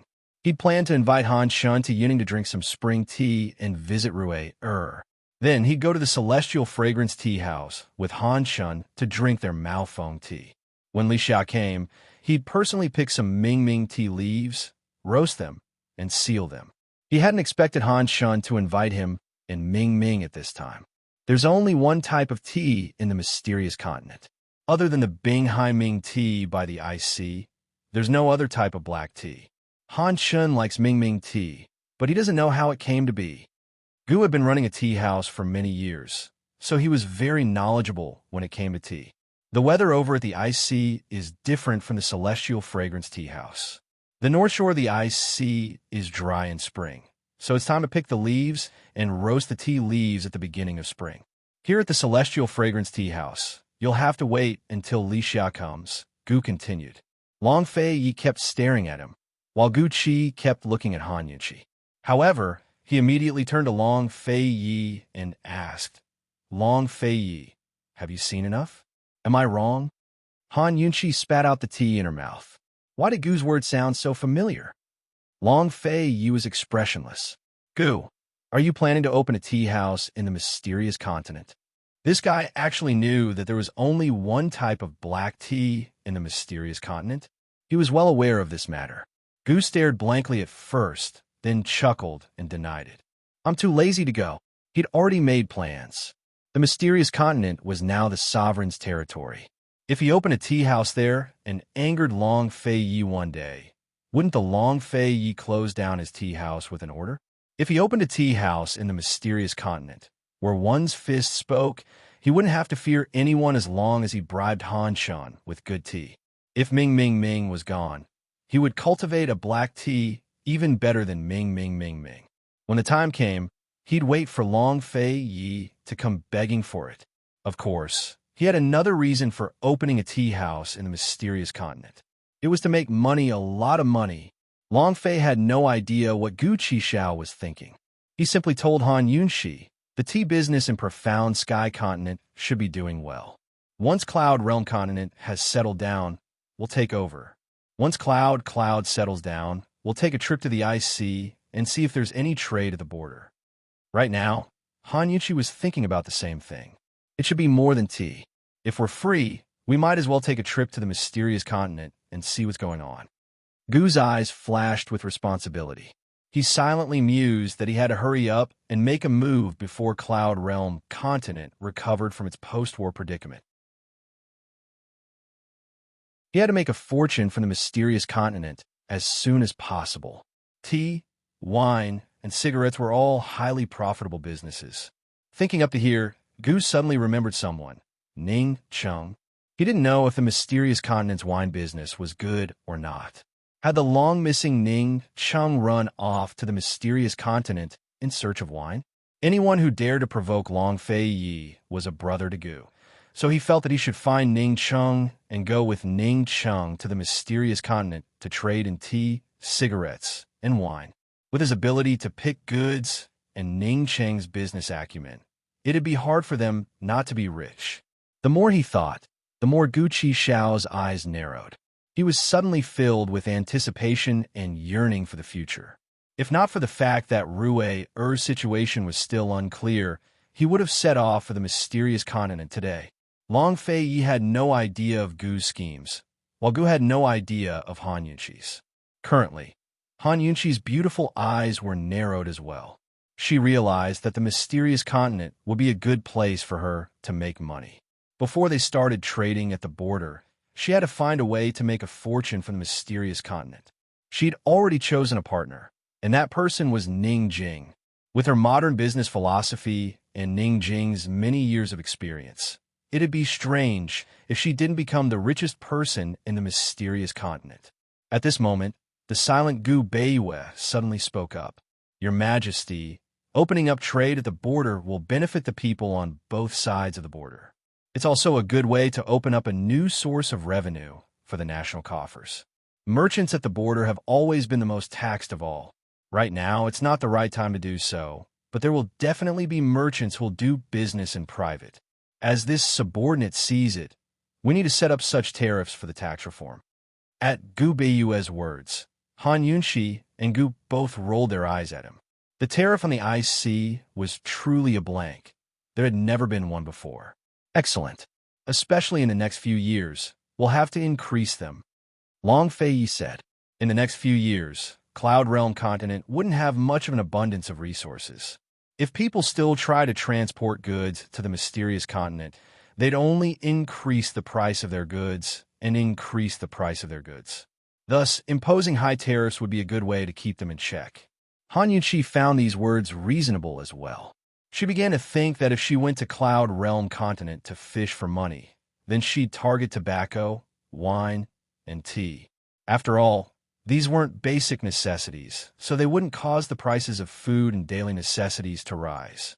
A cup of tea had caused a fight for business.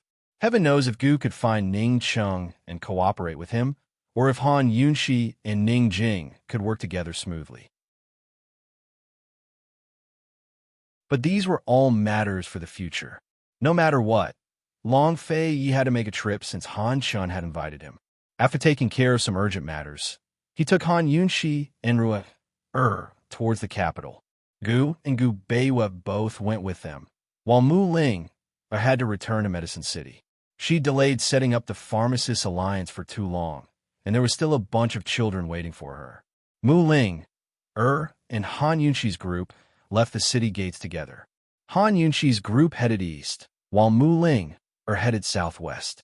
Ling, shall we have Su Donglin send you back? Han Yunxi asked. She couldn't bear to see Mu Ling all alone in their group. Unfortunately, no matter how he persuaded Ling she wouldn't stay. No need. It's only a few days' journey. We'll get there quickly. Mu Ling smiled. Big sis, you're not even old yet, so why are you nagging so much? Be careful that brother-in-law doesn't like you. Long Fei Yi was discussing matters with Gu Beiyue in the carriage, so he didn't hear this. Instead, Gu, who was on horseback, heard it. He just watched without saying anything. Han Yunxi was being nagged, so what else could she do? She simply waved her hand and told Mu Ling to hurry up and leave. Goodbye. Mu Ling smiled and waved. She urged her horse and shouted, Brother-in-law, Grand Tutor Gu, goodbye. This was the first time Long Fei Yi heard someone call him brother-in-law.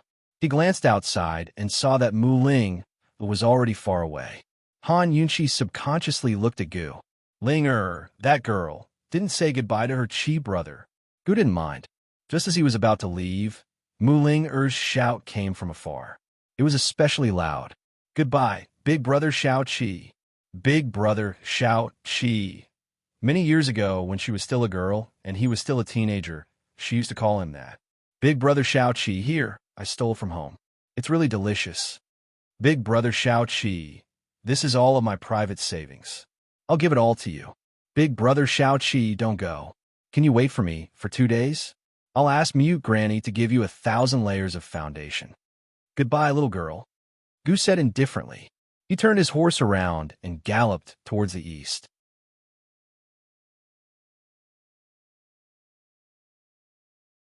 Chapter 1265. The Celestial Fragrance Tea House was located on the outskirts of the imperial capital. Han Yunxi remembered that the first time she came here was to investigate the northerly spies. Later, she was kidnapped here and met Jun Yixian Gu. The Celestial Fragrance Tea House occupied a large area when it was in Gu's hands. After Long Fei Yi seized it, the originally abandoned back mountain was incorporated into the tea house, and the tea mountain expanded by half. If one looked from afar, they would see tea trees stretching out like a crouching dragon in the mountain. However, no matter how much the Celestial Fragrance Tea House expanded, only a small patch of South Peak Red was left on South Peak. This was because South Peak Red had very high requirements for the soil. If it was transplanted to other places, it wouldn't grow well. Although Long Fei Yi gave the Celestial Fragrance Tea House to Han Chun, the guards and tea farmers here were still Long Fei Ye's people. Han Chun wanted the annual South Peak Red. After entering the Celestial Fragrance Tea House, there was still a long way to South Peak. Han Yunchi suggested that everyone get off the carriage and walk. Once they got off the carriage, everyone unconsciously took a deep breath. The mountain was filled with the smell of spring. Even the air was so fresh that it made people reluctant to leave. Gu Beiwei and Long Fei Yi walked side by side. Han Yunchi held Rui Er's hand and walked to the right of Long Fei Yi, while Gu walked next to Rui Er. Gu Qixiao grinned mischievously and took little Rui Er's hand. Unexpectedly, Er, who was already familiar with him, simply shook him off and ran to his imperial mother's other side to walk beside his imperial father. Not only that, he even tilted his head and stuck his tongue out at Gu. When imperial mother held his other hand could only be held by imperial father. No one else could. Although he didn't dare to hold imperial father's hand for the time being, he would try his best to be brave. Gu narrowed his eyes threateningly. Ru'er wasn't afraid of him and mimicked him, narrowing his eyes to threaten him. Just like that, the big one and the small one fought back and forth. In the end, it was Gu who lost. He was happy to lose because he liked to see Rui grin. She was a child after all. She had to smile more and look good. Little guy, your godfather met your parents here by chance. You haven't even shown up yet. Gu laughed. Han Yunshi muttered to herself. At that time, your parents weren't together yet. Gu Beiwa laughed inwardly. Actually, he was here at that time too. It's just that he wasn't discovered. Long Fei Yi turned around and asked Han Yunshi, "You were robbed on Anshan Hill, right?" Han Yunshi seemed to have thought of something. She pulled Long Fei Yi over and whispered in his ear, "I was about to leave that day, but I remembered that you liked red Nanshan, so I wanted to pick some myself. Who knew that I almost lost my life for your sake?" Long Fei Yi really didn't know about this. He thought that Han Yunshi was just playing the tea garden that day. He looked at Han Yunshi with a doting smile and whispered, "It's a little earlier than I thought." What did he mean? Han Yunshi was confused. Long Fei Yi straightened up and couldn't help but laugh again. While the two of them were whispering to each other, Gu Qixiao had long taken little Richter far away. Out of sight, out of mind. As for Gu Beiwei, he had already silently followed behind Gu and Richter. Early? What early? Han Yunshi asked suspiciously. Long Fei Yi didn't intend to answer and was about to walk forward when Han Yunshi hurriedly pulled him back. "Say it clearly." Long Fei Yi's smile widened. In addition to doting, there was a hint of shyness in his smiling eyes. He leaned down gracefully and whispered in Han Yunshi's ear, "So, you like me so early? It's a little earlier than I thought." Han Yunshi immediately understood and blushed. She glanced at Long Fei Yi and didn't know what to say. Long Fei Yi smiled silently at her bashful look. Gradually, he chuckled out loud and was in a very good mood. "Keep your voice down." Han Yunshi hurriedly looked ahead. Fortunately, Rui and the rest were far away. Otherwise, she would have been embarrassed. "Is there anyone earlier?" Long Fei Yi asked again. "What about you?" Han Yunshi asked back. Long Fei Yi stopped joking with her. He held her hand and asked gently, "I don't know when I started to like you. In our next life, we'll fall in love at first sight, okay?" She was embarrassed and angry, but when she heard this, her heart softened. She held his hand and gently touched the bite mark on his thumb. That was her masterpiece. He had deliberately left it there. He had said that the birthmark was a bite mark from a lover in the previous life. If the bite mark was still there on the day of death, it would become a birthmark in the next life. Han Yunshi gently kissed the bite mark and smiled. "Okay, I'll fall in love with you when I see it in the next life." Would there be a next life for people who transmigrated? What would the next life be like? Han Yunshi didn't know why she suddenly thought of this question. She didn't like this question. At this moment, Rui Er's wailing came from the front. The couple looked over at the same time. Rui and the rest were long gone. The two immediately chased after them. They chased all the way to the foot of Nanshan Hill and saw Rui crying in Gu Beiyue's arms. Gu was about to turn back to look for them. "What's wrong?" Long Fei Yi asked. "I don't know. As soon as we got there, he suddenly started crying." Gu's anxiety was written all over his face. "Are you feeling unwell?" Han Yunshi asked anxiously. I've checked. His body is normal. Gu Beiwei answered immediately. Han Yunshi had just reached out when pounced over and hid in his mother's arms. No matter how strong or weak the mother was, the mother's arms were always the safest for the child. Rue's crying turned into laughter as soon as he was in his mother's arms. He sobbed softly. Han Yunshi hugged her son tightly, wishing she could trap him in her arms and protect him for the rest of his life. Long Fei frowned. His heart ached so much that he couldn't say anything. Although he didn't want to, he still retreated. When his son was most afraid and helpless, he could only retreat. He could see that his son was afraid. What are you afraid of? Han Yunshi asked softly. Rue looked at his father who had retreated far away. His tears fell again. He was afraid, but he didn't know what he was afraid of. However, he knew that it wasn't his father who scared him this time. Is it father? Han Yunshi asked again. Other than being afraid of Long Fei, Rue had never been in such a situation. However, Long Fei didn't hug him and kept his distance. Rue looked at his imperial father and cried even harder. Long Fei turned away, refusing to look. It wasn't that he didn't want to look, but that he didn't dare to. He retreated silently, step by step, away from her. But who knew that Rue suddenly struggled? He struggled out of his mother's arms and rushed to his father. He almost hugged his father. His little hand had already reached out, but he stopped in the end. I'm not afraid. He looked up at his father. His baby voice contained a hint of stubbornness. I'm not afraid. He wasn't afraid of his father, but he clearly looked afraid. Everyone was puzzled. They couldn't do anything except feel sorry for him. At this moment, Rue suddenly looked to the right and hid behind Han Yunshi. I'm afraid.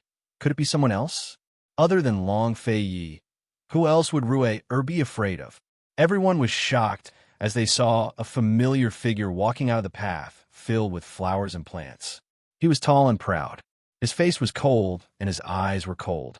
His white clothes were spotless, but he didn't have the handsomeness of a banished immortal. Instead, he had the dignity of a god. It was as if even the dust of the mortal world didn't dare to approach him. He was Han Yunshi's father, one of the top 5 masters of Xiankong, the head of Wolf Sect, Han Shun. As soon as he came out, Rue desperately held onto his mother's leg. He didn't even dare to cry. Han Yunshi quickly picked up Rue and backed away from Han Shun as fast as she could.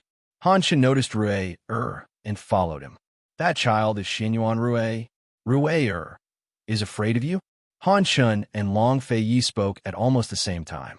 Gu Beiwei immediately added, No, your majesty, his highness the crown prince is more afraid of you. More afraid of me? Han Shun didn't understand. Long Fei immediately told Han Shun about Rue's strangeness and explained his business. As Han Shun listened, his originally indifferent expression changed to one of surprise. He actually had some doubts. Is this true? Absolutely true. Long Fei said seriously. Senior, we'll know if it's true or not when we go take a look. Han Shun didn't hesitate and chased after them. Long Fei and the others immediately followed. Han Yunshi took Rue to the nearest tea room. She finally managed to calm Rue down. However, before Han Shun even entered the tea room, Rue hid in her arms and cried again. What did a child who had just turned 1 know? What could he endure? Han Yunshi was so distressed that she didn't know what to do.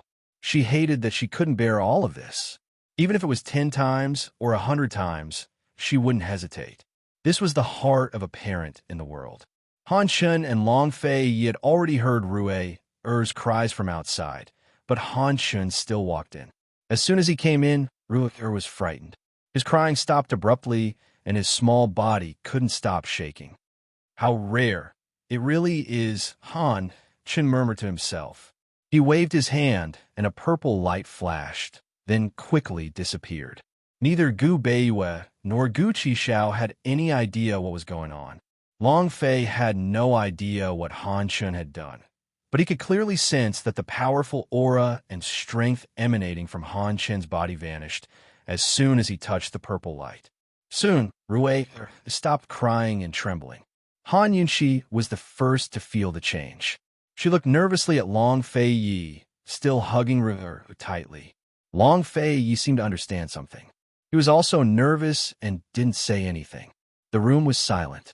Even Han Shen was silent as he looked at Rui. After a while, Rui moved. Like a thief, he secretly lifted his head from his mother's arms and slowly turned to look at Han Shen.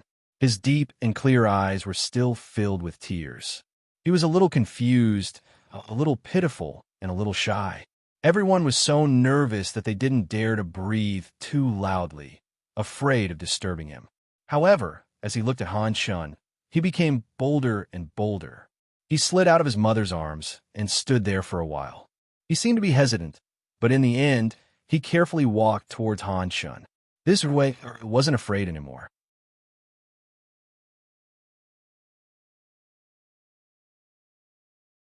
Chapter 1266. The tea room was especially quiet as the adults watched her nervously. Rui was cautious at first, but the closer he got to Han Shen, the bolder he became. There was no fear in her red eyes. Instead, they were filled with curiosity. Wasn't this child's mood change a little too fast? Even his mother, Han Yunxi, found it hard to believe. When Rui stood in front of Han Shen, Han Yunxi and the others' hearts hung in suspense. They really couldn't guess what was wrong with Rui and what he wanted to do. Even Han Shen, who is usually cold and indifferent, had a curious expression on his face. He was so tall that he looked like a mountain in front of Rui. He squatted down and looked at Rui seriously. At first glance, he felt that this grandson and son-in-law were very similar. Their facial features weren't the most similar, but their temperament was the most similar. Rui wasn't afraid of Han Shen at all. He didn't even fear Han Shen's gaze as he stared straight into his eyes. On the other hand, Han Shen wasn't used to it and subconsciously retreated. As Han Shen retreated, Rui leaned forward.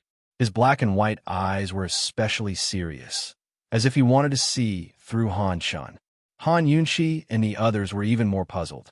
They couldn't believe it. What was wrong with Rui? Kid, you're not afraid of me anymore, are you? Han Shen asked coldly. Only then did Rui retreat. He walked around Han Shen from the left, then from the right, as if he was looking for something. After circling Han Shen a few times, he even approached him and sniffed him. Everyone thought of Lil Thing at the same time. Lil Thing had been borrowed by Mu Ling, and was going to stay in Medicine City for a few days. If it saw this scene, who knew what it would think? Rui wasn't afraid anymore, but Han Shen was clearly embarrassed and troubled. He wasn't used to the child's approach. After a while, he couldn't take it anymore and stood up to back away. Turned to his mother and said seriously, I'm not afraid. He's not afraid of you. But your Long Fei Yi was still hesitating about what to say when Han Shen continued. He can sense my internal energy. He's afraid of it. Long Fei Yi had more or less the same idea. He's afraid of me because of my lust bite power? But Rui isn't afraid of me. Han Yunxi quickly interrupted. Your phoenix power is far inferior to my lust bite power, Han Shen explained. It's even weaker than my internal energy. Everyone still didn't understand. Han Shen sat down and said calmly, every martial arts family on the mysterious continent has something called the Heavenly Rainbow Stone. When people with different types of inner strength get close to the rainbow, heavenly stone, different colors will appear on the stone. The different colors represent different grades of inner strength. There's actually such a miraculous item? Han Yunxi was very surprised. Han Shen continued. 7-colored heavenly stones are very common on the mysterious continent. However, those who possessed the 7-colored heavenly eyes were rare geniuses that appeared once in 100 years. Those who possessed the 7-colored heavenly eyes only needed to see with their minds to determine the grades of everyone's inner strength. The 7-colored heavenly eyes were an innate gift that was present in the mother's womb. When the owner was young, the 7-colored heavenly eyes had yet to be fully opened. They could only sense the strength of the inner strength, but not its grade. Senior, you hid your inner strength, so Rui isn't afraid of you? Long Fei Yi asked seriously. He had once heard from his master that inner strength was condensed from qi. Those who possessed inner strength would emit an invisible force that could be called an aura. Anyone who practiced martial arts could more or less sense the strength of an expert's aura. On the other hand, the weak's aura would be ignored. The mysterious continent's seven-colored heavenly stone and the seven-colored heavenly eyes that Han Shun mentioned probably determined the strength of one's inner strength by sensing one's aura. Long Fei Yi wasn't curious about this. What shocked him was that Han Shun had the ability to hide his aura so that others couldn't sense his strength or even know that he was a martial arts practitioner. What surprised him even more was that Rue had the innate gift of sensing inner strength and aura. Han Shun nodded. Now that his seven-colored heavenly eyes have yet to be opened, we can hide it from him. When he grows up and opens his seven-colored heavenly eyes, we might not be able to hide it from him anymore. Innate gift is just innate gift. How much he can do in the future depends on himself. He's young and weak, so he's naturally afraid of powerful forces. It's just an instinctive fear. Hearing this, everyone more or less understood what was going on. Long Fei Yi and Han Yunqi looked solemn and didn't say anything. Gu Beiwei and Gu looked at each other in disbelief. As Han Qin spoke, he looked at Han Yunqi. There's a seven-colored heavenly eyes user in the mysterious continent now. He never went out when he was young because he was afraid. Now that he's 8 or 9 years old, he's quite capable. If you hide your phoenix power, he'll be able to see through you. Han Yunqi couldn't care less about who would see through her. Her face was filled with a mix of surprise, joy, worry, and fear. Her hands were trembling. My son won't have 3 eyes in the future, will he? Han Chun was stunned. Long Fei Yi and the others were stunned as well. But soon, Han Chun burst into laughter. Ha ha ha ha, 3 eyes? No way. Han Yunqi was about to cry. She didn't care what kind of world the mysterious continent was or how talented Rue was. She just wanted Rue to be fine. As long as he wasn't afraid of his father, she didn't want anything else. It exists if there's a will. You can see it, but you can't see it. Han Chun smiled. The 7-colored heavenly eyes are just wills. Don't worry. After a false alarm, Han Yunqi immediately pulled Rue into her arms and hugged him tightly. That's good, that's good. Rue didn't understand what the adults were saying at all. His mind was on Han Chun. Who was this uncle? Why was it so strange? He clearly had something scary on him, but it suddenly disappeared. Did he hide those things? Could Daddy also hide such a terrifying thing? Han Yunqi and Long Fei Yi didn't know how powerful someone with the 7-colored heavenly eyes was on the mysterious continent, or how many people would chase after and support them. Han Yunqi was only worried about the 7-colored heavenly eyes, while Long Fei Yi was only concerned about when he could hug his son. If he's afraid because he's young, when will he know what's good and evil? Gu Beiwei asked a question that Long Fei Yi wanted to ask. When he's 3 years old at the earliest, Han Qin said coolly. That'll take 2 years. Long Fei Yi stood up and asked seriously, Senior, can you teach this junior how to hide his internal energy? Han Qin didn't speak, but suddenly grabbed Long Fei Yi by the shoulder. Long Fei felt a powerful force envelop his shoulders. Reflexively, he wanted to resist, but held back in the end. Resist me. Han Qin's voice was cold. Long Fei Yi didn't hold back. Although he respected Han Chun, he wouldn't allow anyone but Han Yunqi to exert such force on him. His eyes hardened as he unleashed his lust-bite energy and knocked Han Chen's hand away. Han Chen was surprised. Long Fei Yi's internal energy was much more profound than the last time they met. Had he underestimated him last time, or had this kid never stopped cultivating? He ruled over Cloud Realm continent and had the highest level of martial arts. If he hadn't stopped cultivating, then he must have great ambitions. Your lust-bite energy should be at the middle 6th level. That's enough to make the top 10 in the mysterious continent. Han Shun gave a rare chuckle. It was obvious that he was very satisfied with Long Fei Yi. In order to hide one's internal energy, one had to figure out its level first. Han Shun was testing the depths of Long Fei Yi's internal energy. The internal energy of the mysterious continent's martial artist was divided into 10 levels, each of which was divided into low, middle, and high levels. Of the top 10 experts, the top 5 were all 7th level, while the bottom 5 were 6th level. If Long Fei went to the mysterious continent, he'd probably eliminate more of the top 10 experts. Han Chen couldn't help but feel pity. If Long Fei Yi had been born in the mysterious continent, then the continent's martial arts rankings would have been a miracle. Unfortunately, he was born in Cloud Realm and had to deal with worldly affairs. Thinking up to here, Han Shun glanced at Ru and felt the urge to take in a disciple for his own talents. But he didn't say it out loud. He turned to Long Fei Yi and said, "I can start teaching you today. How long you need to learn will depend on your own cultivation." "Thank you, Senior." Long Fei Yi was overjoyed.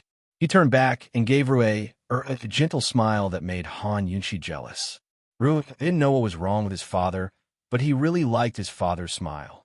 He immediately grinned back at his father. Although the father and son couldn't hug each other, this scene was enough to make others envious. Han Shun and Long Fei Yi went to the room next door. After they left, Han Yunshi finally came back to her senses.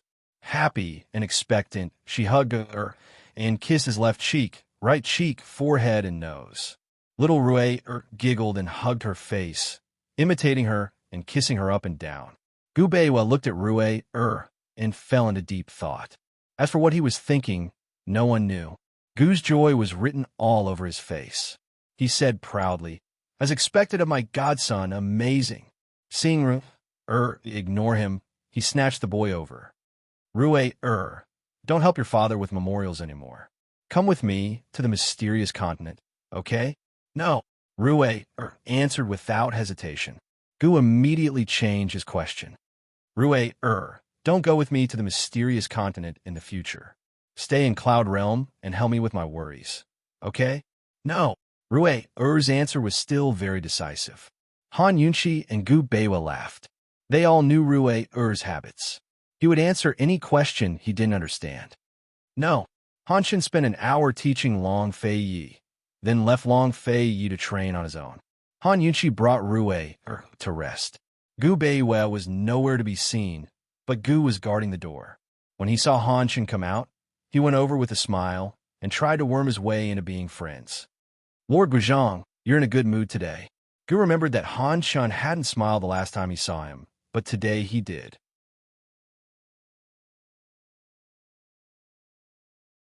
Chapter 1267.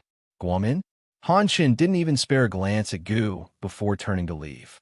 Although Han Yunshi had called him father because of Su Xiaoyu, he and Han Yunshi hadn't officially acknowledged each other yet. Their 10-year promise hadn't come to an end yet. He was still used to these children calling him senior. Gu naturally knew that Han Shin wasn't an easy nut to crack. He chuckled as he chased after Han Shun. "Guomin, I heard that you invited Long Fei Yi to drink South Peak Red. Unfortunately, now is not the time to drink South Peak Red."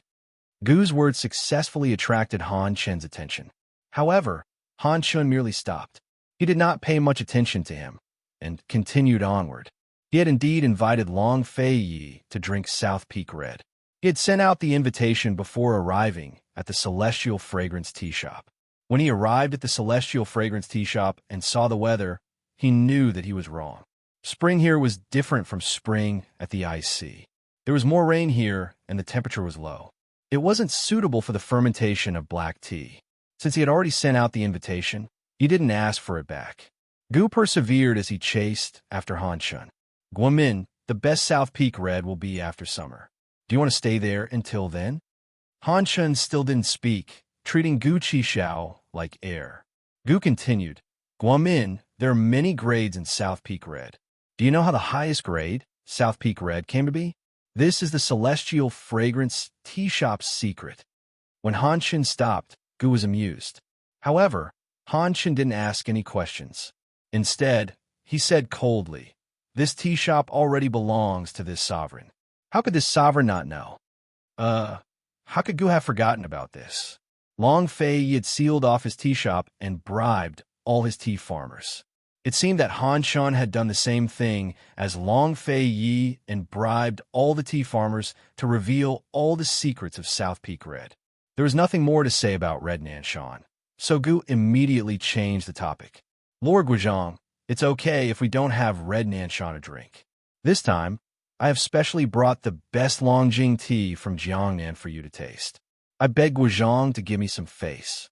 Seeing that Han Shun was hesitating, Gu hurriedly said, why don't we give it a try at Mount Dai Pavilion? The spring water at the Dai Mountain Pavilion on the mountainside of Nanshan was the best water in the celestial fragrance tea house. The nature of tea is bound to arise from the water. When 80% of tea meets 10% of water, the tea will also have 10% of water. He tried 10/10 of the tea, but the tea was only 8/10 of the year. The quality of the tea was very important, but the water used to make the tea was even more important. The same type of tea, when brewed in different water, would have a myriad of different tastes. It looks like you're a tea lover as well, Han Shun said coldly. Gu was overjoyed. Han Shun had finally said something reasonable to him. To tell you the truth, Lord Guizhong, the celestial fragrance tea house was originally this one's property. Red Nanshan was a variety that I and a few other tea growers came up with after many years of research. Saying those words had to be Gu Qixiao's greatest goal this time. But Han Shun glanced at him with incomparable disdain. You still have to mention such a shameful thing. Gu was instantly stunned, unable to speak for a long time. Without a doubt, Han Shun had already known about this. By the time Gu regained his senses, Han Shun had already walked far away. He was about to give chase when Han Shun's figure flickered a few times and disappeared from sight. Gu had originally hidden quite a number of good tea leaves. He had planned to get close to Han Shun first, then reveal that he had gone to the mysterious continent to trade tea leaves and seek protection from the wolf sect. In the end, after talking for so long, Han Shun still didn't know him well. He didn't even drink his tea, and then looked down on him. Gu suddenly realized that in this world, other than Long Fei Yi, there was still another Han Shun who could strike a blow at him. However, Gu didn't know that long before Long Fei Yi began his closed-door cultivation, he had already made an appointment with Han Shun to taste spring tea at Mount Dai Pavilion 3 days later. Otherwise, Han Shun would have still tasted his spring tea.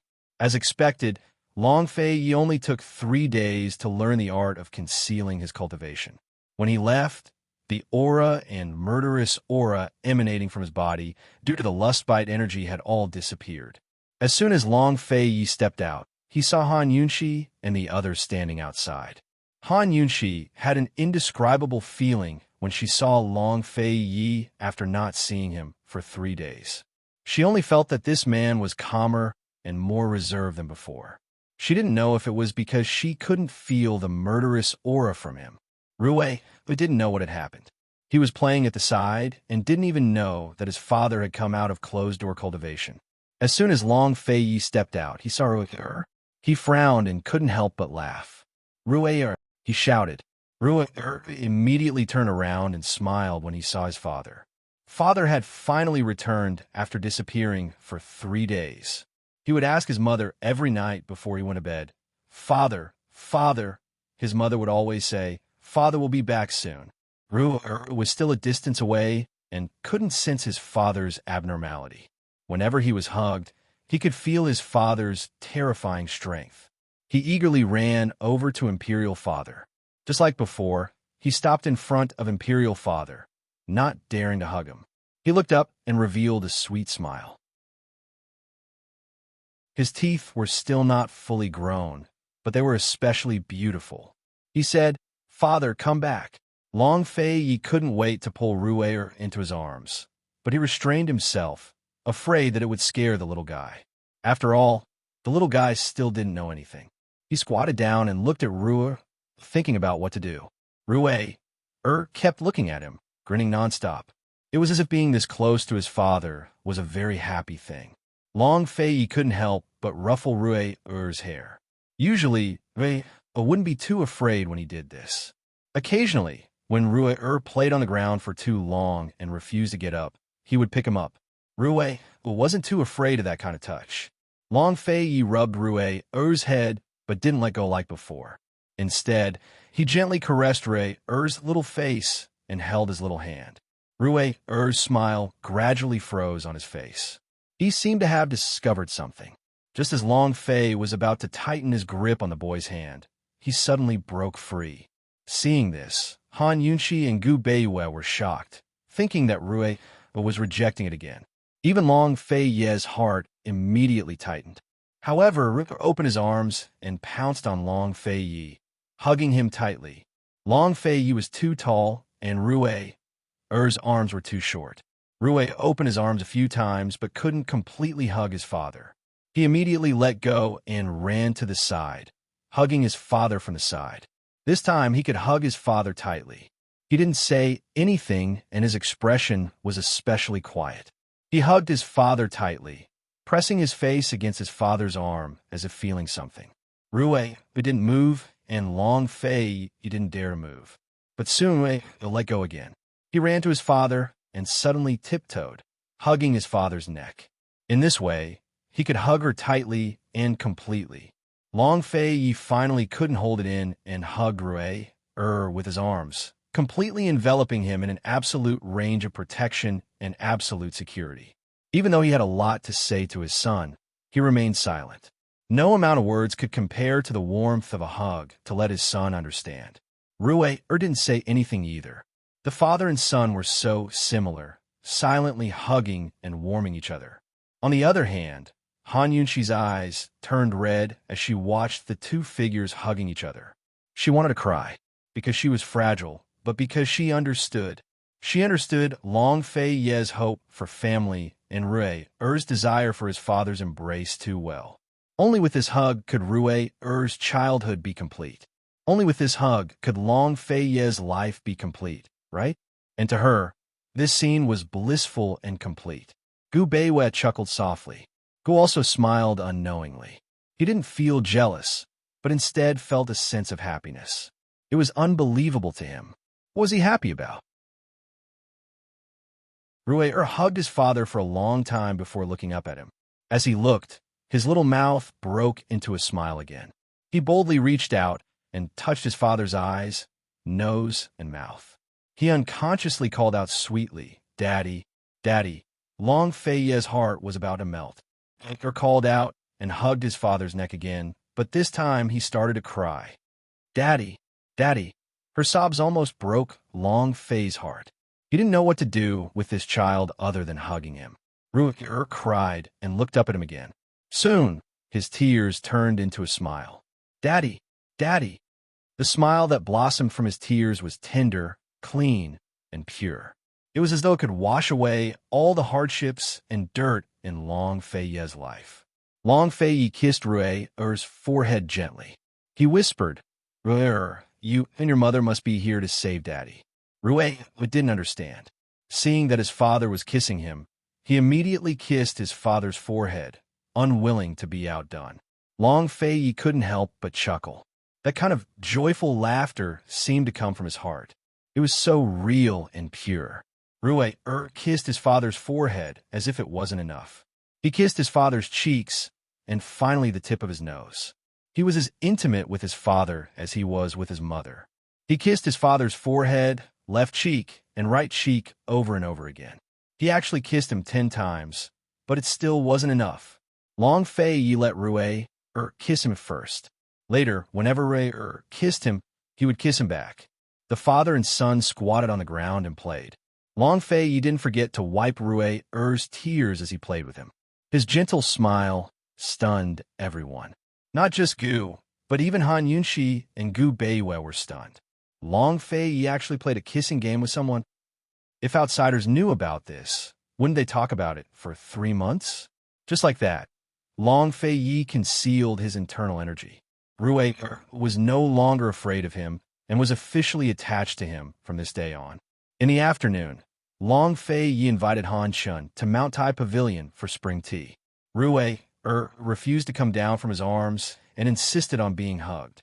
Han Yunxi was about to persuade him when Long Fei Ye said, "It's fine. We have to make up for what we owe."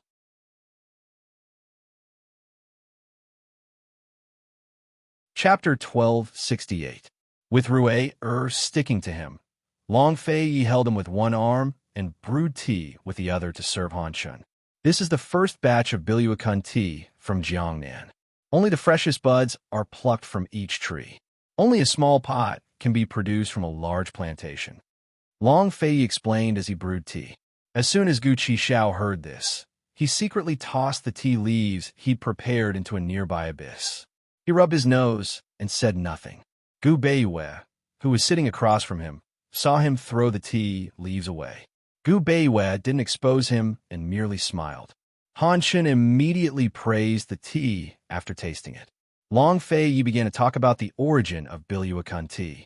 As they chatted, he also asked about the types of tea on the mysterious continent. Gu Qixiao and Han Yunxi both grew serious as they silently listened and memorized the words. In the end, Han Shen reached out to Ruether. "Baby, Grandpa will carry you, okay?" "Grandpa?" Han Shen hadn't formally acknowledged Han Yunxi as his daughter, but he'd already acknowledged Ruether as his grandson. He didn't like his own daughter, but his son-in-law and grandson instead. What kind of temper was this? Han Yunxi was speechless. Ruether stared blankly at Han Shen and didn't move for a long time. Finally, he looked at his mother questioningly. "What? You don't dare to do it because your mother doesn't agree?" Shen was cold, even to children. Unexpectedly, Ruether actually nodded. Embarrassed, Han Shen was about to withdraw his hand when Han Yunxi hurriedly said, "Let Grandpa carry you. Quick, Grandpa is amazing. I can teach you martial arts in the future." Ruether was so talented. How could they let it go to waste? If Long Fei wanted to conquer the mysterious continent again, perhaps Ruether would be an excellent vanguard in the future. Even if they didn't go to war with the mysterious continent, they would at least need a powerful force to guard the Ice River and guard against the invasion of the major clans on the mysterious continent. Although Long Fei and Han Shen had agreed that the Wolf Sect would protect Cloud Realm's northern borders for 20 years, they couldn't rely on the Wolf Sect forever. One had to know that reliance was a restriction. Only when one's own strength was strong would one have a permanent guarantee. Han Yunxi's words were meant to sound out Han Shen. Han Shen didn't answer her, but he still carried Ruether over. He sat Ruether on his lap and said, "Call me Grandpa, okay?" Ruether looked at his mother with a questioning gaze. Long Fei and Gu Beiyue didn't say anything, but they were definitely laughing in their hearts. Ruether was indeed Han Yunxi's biological son. He could always cooperate well at crucial moments. Han Yunxi smiled. "Ruether, Grandpa has agreed to teach you martial arts. You should call him master, right?" Only then did Han Shen look at Han Yunxi, a hint of displeasure in his cold gaze. Han Yunxi wasn't afraid of him. She'd long thought of him as a weirdo anyway. She said, "The 10-year promise isn't up yet. I haven't returned to the sect yet, so Ruether has no reason to acknowledge you. Either you accept him as your disciple, or we'll talk about it in 10 years. Will you agree if this sovereign brings him to the mysterious continent?" Han Shen asked. Before Han Yunxi could answer, Long Fei was the first to panic. He hurriedly carried Ruether back. Ruether is still young. There's no rush. But Han Shen was the one who panicked. He can start practicing martial arts at 3 years old. Don't waste his talent. You and your wife are both very talented, so he's not bad either. Moreover, all heaven pupils are geniuses. His talent will be revealed after he turns 3. Han Yunxi and Long Fei could both see Han Shen's anxiety. Ruether's talent was rare and precious to make someone as cold as Han Shen so anxious. If he was properly nurtured, Ruether might even surpass his master. Han Yunxi's eyes flashed craftily. "Long Fei," she said deliberately, "when Ruether turns 3, we'll send him to Celestial Mountain. Let him learn the Nirvana strength first." "That's a good idea." Long Fei agreed immediately. Han Shen drank a cup of tea, but didn't say anything else. But just as he was about to leave, he said, "When the child turns 3, come find me at the Poison Sect's underground palace next winter. There's no need for him to take me as his master. It's up to him whether he wants to acknowledge me or not." Han Shen agreed in the end. Long Fei and Han Yunxi stood up and were about to thank him, but Han Shen's figure had already faded away. "Senior, are you here to pick Red South Peak in summer?" Long Fei called out. Han Shen didn't answer, but replied, "I'm here as scheduled. Han Yunchi was overjoyed. She picked up Rue and chuckled. Rue, when you see that uncle in the future, remember to call him grandfather, okay? His grandparents were long gone, and so was his grandmother. He only had one grandfather left, so of course he had to acknowledge him. It was Rue-er's fortune to have an elder like that. However, Rue-er's grandfather had a strange temper and a cold personality. Han Yunchi had to use extreme methods to fight for some benefits for Rue-er. Remember, Rue-er nodded immediately. He would agree to anything his mother said. Good boy. Han Yunchi was about to hug Rue when the boy began to struggle. His little body moved towards Long Fei. Daddy, Daddy, hug, hug. Long Fei laughed heartily and pulled her over. Han Yunchi's hands were empty, her expression blank. Looking at the intimate father and son, she suddenly felt like she had fallen out of favor. That night, Han Yunchi completely fell out of favor. If Rue didn't sleep with him, Long Fei liked to hug her from behind and put his long legs on her lap, holding her in his arms.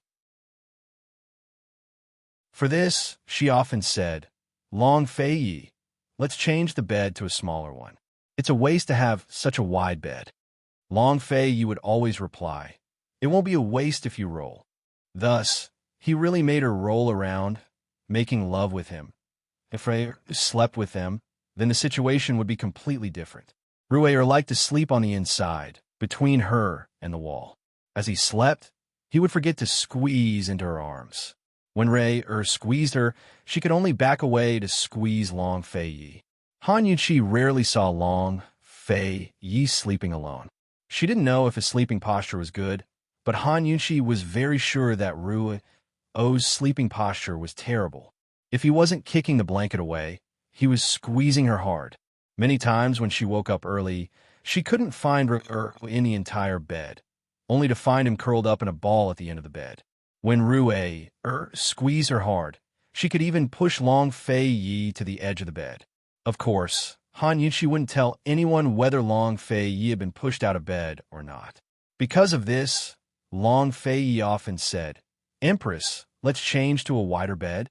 Han Yunchi always replied, Your Majesty, you can sleep under the bed to keep watch. If word of this got out, all the civil and military officials in court would probably drown Han Yunchi with their spittle. But Long Fei would never expose such an ugly family scandal. Tonight, the situation was completely different. Little Rue actually ran to the side of the bed and nestled in Long Fei's arms to sleep. Moreover, he didn't lose sleep because of the change of position and direction. Instead, he quickly fell asleep quietly. Long Fei lay on his side, facing Rue. Han Yunchi was left alone on the inner side of the bed, and the space was especially big. She lay on her back with her limbs facing the sky, having a very bad feeling. As expected, Rue was sleeping peacefully at first, but not long after, he began to squeeze into Long Fei's arms.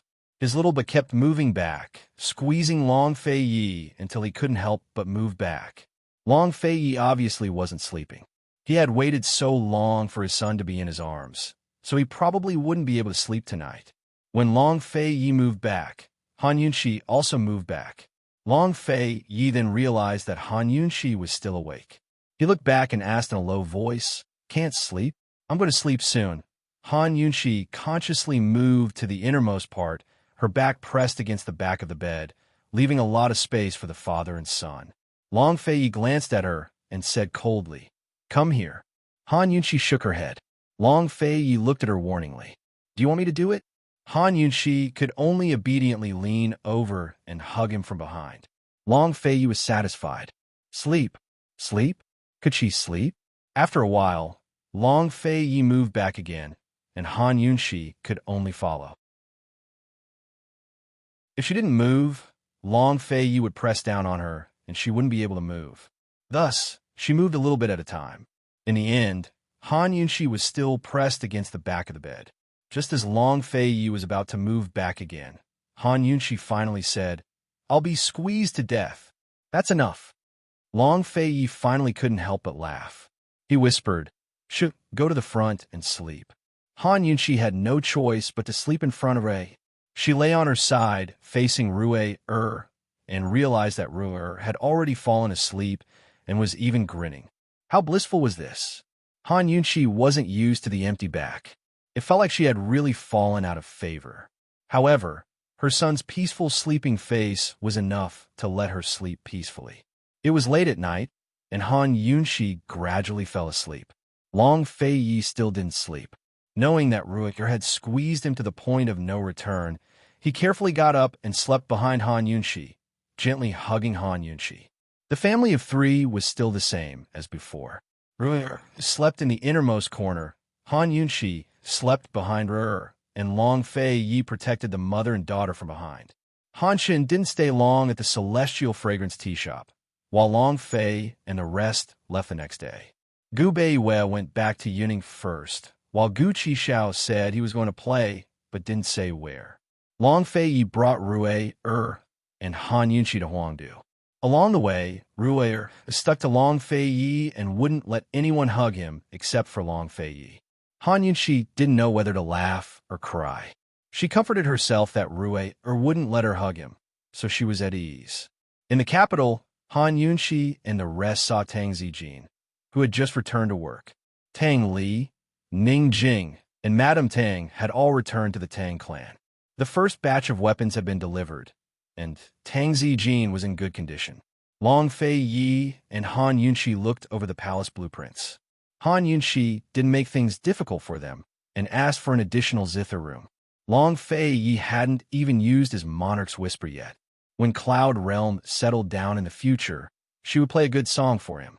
While he was away, Yuning's urgent missives arrived one after another.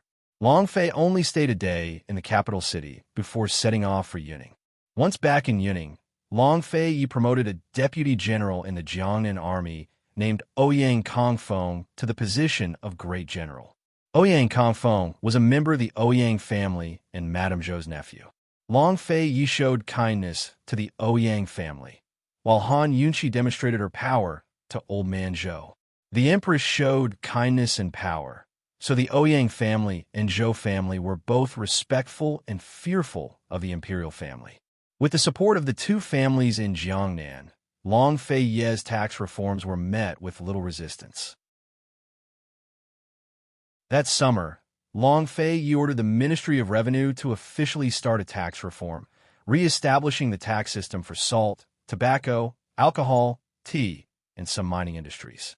This way, while these industries were still in the hands of the Jiangnan families, the imperial court could split the profits with them through taxes. On one hand, it reduced the financial resources of the Jiangnan Financial Group, and on the other, opened up a source of income for the imperial family's private coffers.